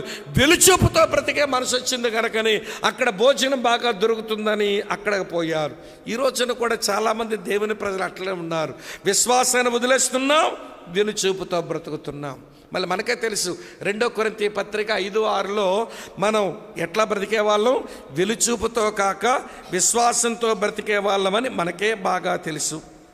కానీ విచారం ఏంటో తెలుసా, ఇవ్వండి, విశ్వాసాన్ని వదిలి వెలుచూపుతో బ్రతకడం మనం నేర్చేసుకుంటున్నాం. తర్వాత విషయం చెప్తాను, విధేయతతో బ్రతకడం మానేసి పాపము దగ్గరికి పరిగెత్తిపోయారు. విధేయతతో బ్రతకడం మానేసి ఇక్కడే దేవుడు ఈ కరువును అనుమతించడానికి గల కారణం, ఈ 325 సంవత్సరాల్లో న్యాయాధిపతులు ఏలిన దినముల్లో చాలా పాపాలు మన జీవితంలో చోటు చేసుకున్నాయి. దీని విషయం పశ్చాత్తాపడదాం అనే మనసు లేదు కానీ, వింటున్నారా, విధేయతతో పశ్చాత్తాపడే మనసు లేదు కానీ పాపం ఉండే దగ్గర పరిగెత్తిపోతున్నారు. అక్క, చెల్లి, తమ్ముడన్న, సమస్యలు అందరి జీవితంలో వస్తాయి. సమస్యలు వచ్చినప్పుడు మనం ఏ మార్గం ఎంచుకుంటున్నాము అనేదే ప్రాముఖ్యం. నేను ముందే చెప్పాను, అసలు రూతు గ్రంథం నిండా చాయిసెసే. దేవుడు ఇటు అటు, మంచి కీడు, వింటున్నారా, ఏమంటే వెలుగు చీకటి, తీపి చేదు, ఏమంటే ఎదురుగా పెట్టినట్టు చాయిస్ నీదే. నీకు సమస్య వచ్చినప్పుడు నువ్వు ఎంచుకోవాల్సిన మార్గం బెత్లెహేములైనా ఉండొచ్చు, ఆ శ్రమల మధ్యలో దేవుడు చేసే కార్యాలు అనుభవించవచ్చు, సుఖం కొరకు నువ్వు ఎక్కడికన్నా పోవచ్చు. చాయిస్ నీదే. బైబిల్ దేవుడు ప్రేమ గలవాడు, ప్రేమ కలిగిన వాడు స్వేచ్ఛనిచ్చేవాడు. బైబిల్ దేవుడు రేపిస్ట్ కాదు, ఆయన బలవంతం చెయ్యడు. ఈ విషయం ఎరగక సరైన నిర్ణయాలు చేయటంలో దేవుని కృపను కోరుకోక, దేవుని ఆత్మను ఆశ్రయించక మనం తప్పడడుగులు వేస్తున్నాం. ఈ రోజున మనం, ఆ రోజున వాళ్ళు. సమయం అయిపోయింది కనుక ఇక వివరించలేను. ఇవ్వండి, గుర్తుంటాయి 3. మళ్ళీ అడుగుతాను, మోయాబీల మూలంలో ఏముంది? ఏమండి, లైంగిక అపరిశుద్ధత ఉంది. మోయాబు చరిత్ర నిండా ఏముంది? దేవుని ప్రజల మీద శత్రుత్వం ఉంది. మోయాబీల ప్రమాణం ఏంటి? విగ్రహారాధన, వ్యభిచారమే. అటువంటి వారి దగ్గర వెళ్ళటంలో వీరు ఎట్లా బతికినారంటే, ఏ మార్గం ఎంచుకున్నారు అంటే, నేను చెప్పాను, దేవుని కొరకు బ్రతకడం మానేశారు, స్వార్థం కొరకు బ్రతకడం నేర్చుకున్నారు. విశ్వాసమును వదిలేశారు, వెలుచూపుతో బ్రతకడం నేర్చుకున్నారు.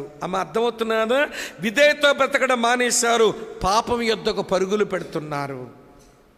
ఈ రోజున ఇవిడ దేవుని పిల్లలం ఇలాంటి దుర్గతిలో మనం ప్రయాణం చేయటం అది సబబు కాదు.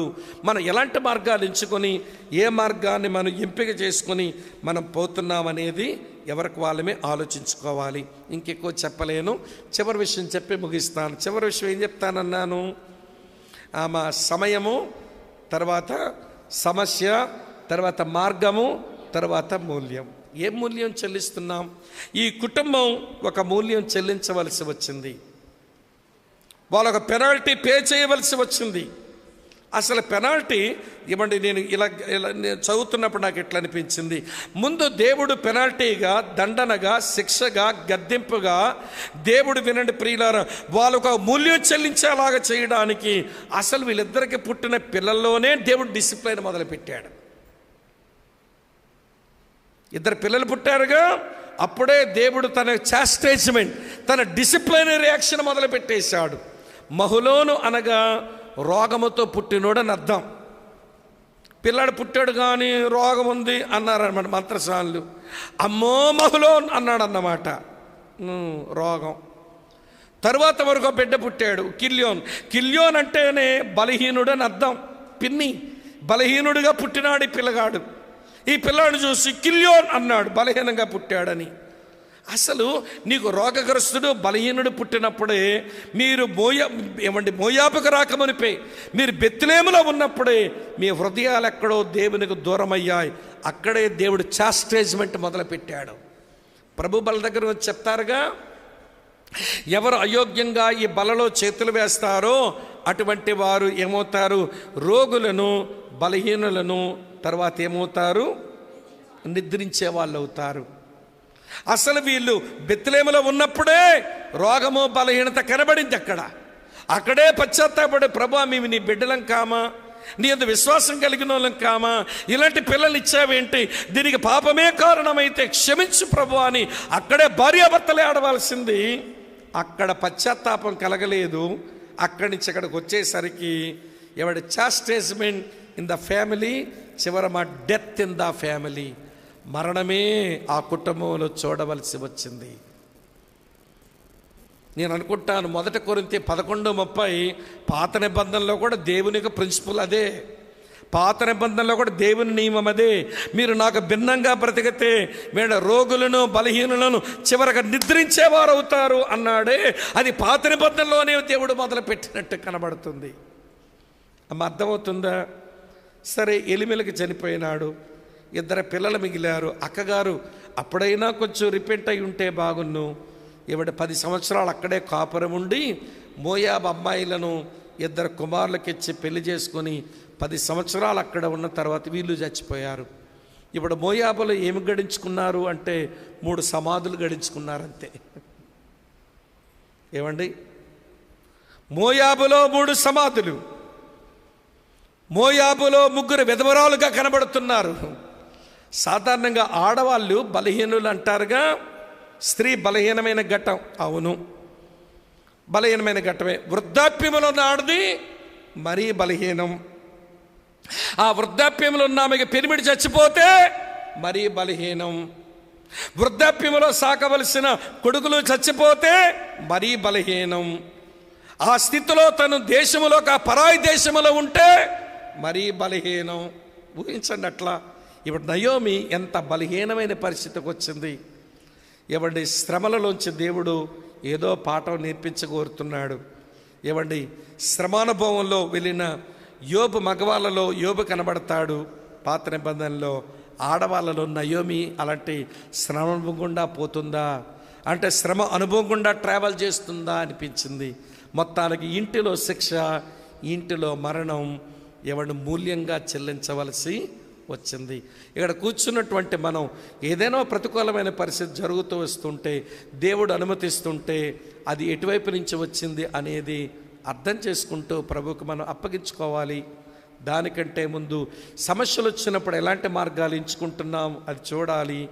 సరే, సమస్య అసలు ఎందుకు వచ్చిందో అని దాని మూలాలకు వచ్చి వెతకాలి.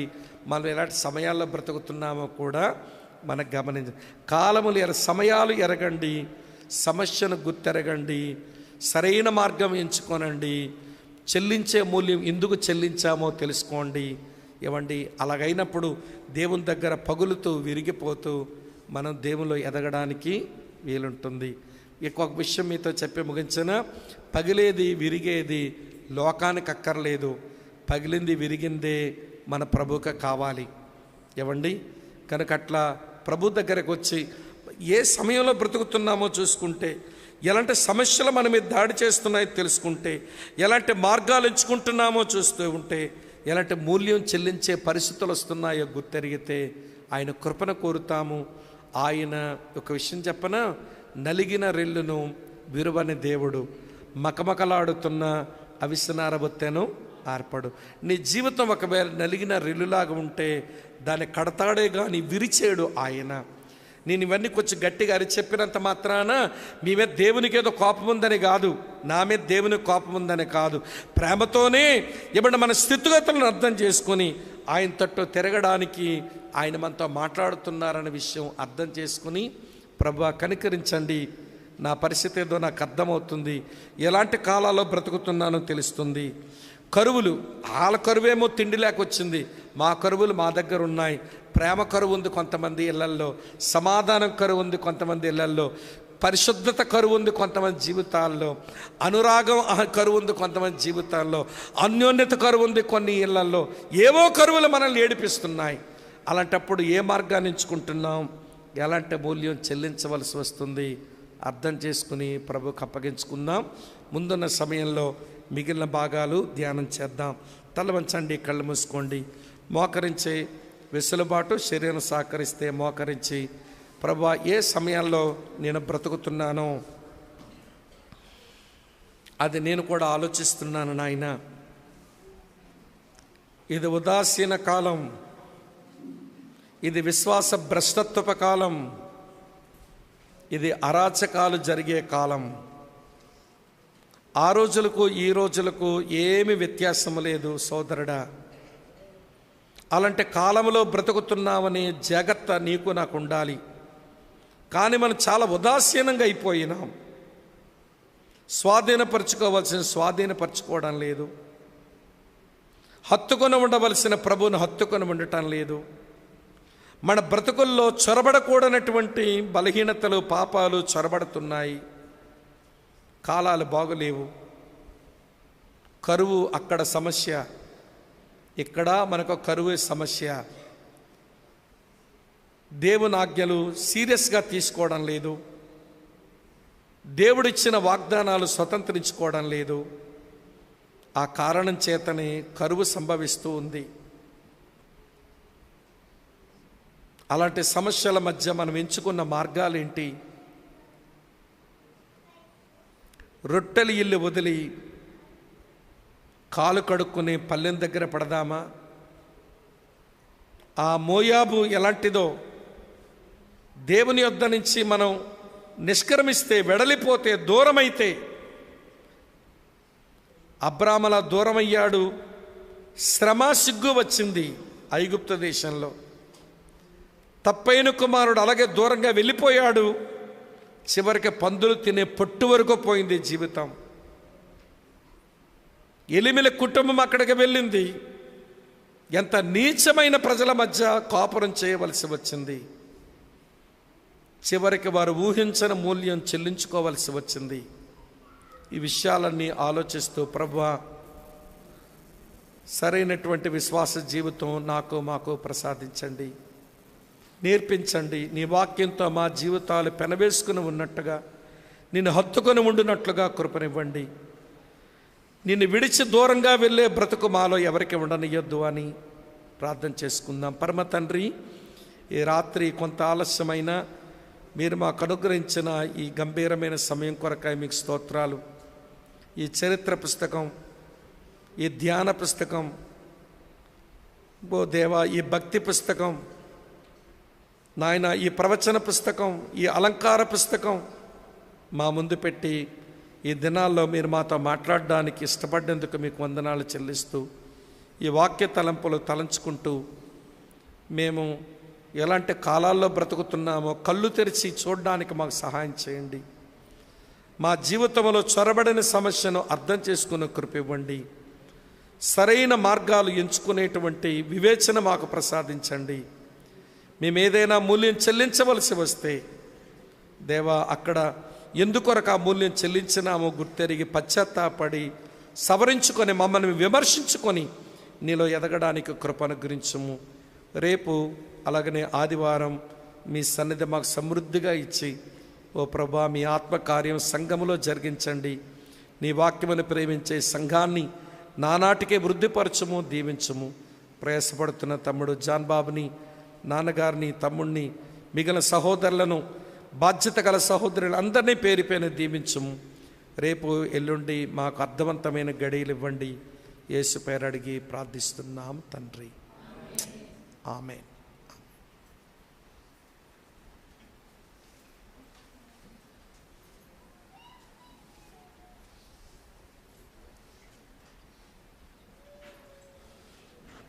రేపు మరలా 10:30 గంటలకి కూడుకుంటుంది. రేపు మార్నింగ్ 2 సెషన్లు ఉంటాయి. తర్వాత అందరికి కూడా భోజన ఏర్పాటు కూడా ఉంది. మళ్ళీ సాయంకాలం రేపు 6:30కి ఆరంభిస్తాం. త్వరగా ముగించడానికి ప్రయత్నం చేస్తాం. చివరి ఆశీర్వాదంతో ఈ కూడికను ముగించుకుందాం. మన తండ్రి అయిన దేవుని అపారమైన ప్రేమయు, కుమారుడు యేసుక్రీస్తు ప్రభువారి కృపయు, పరిశుద్ధాత్మిక సహవాసము మనకును సకల పరిశుద్ధులకు సదాకాలంతో నడిపించునుగాక. ఆమేన్. అందరికీ వందనాలు. Praise the lord.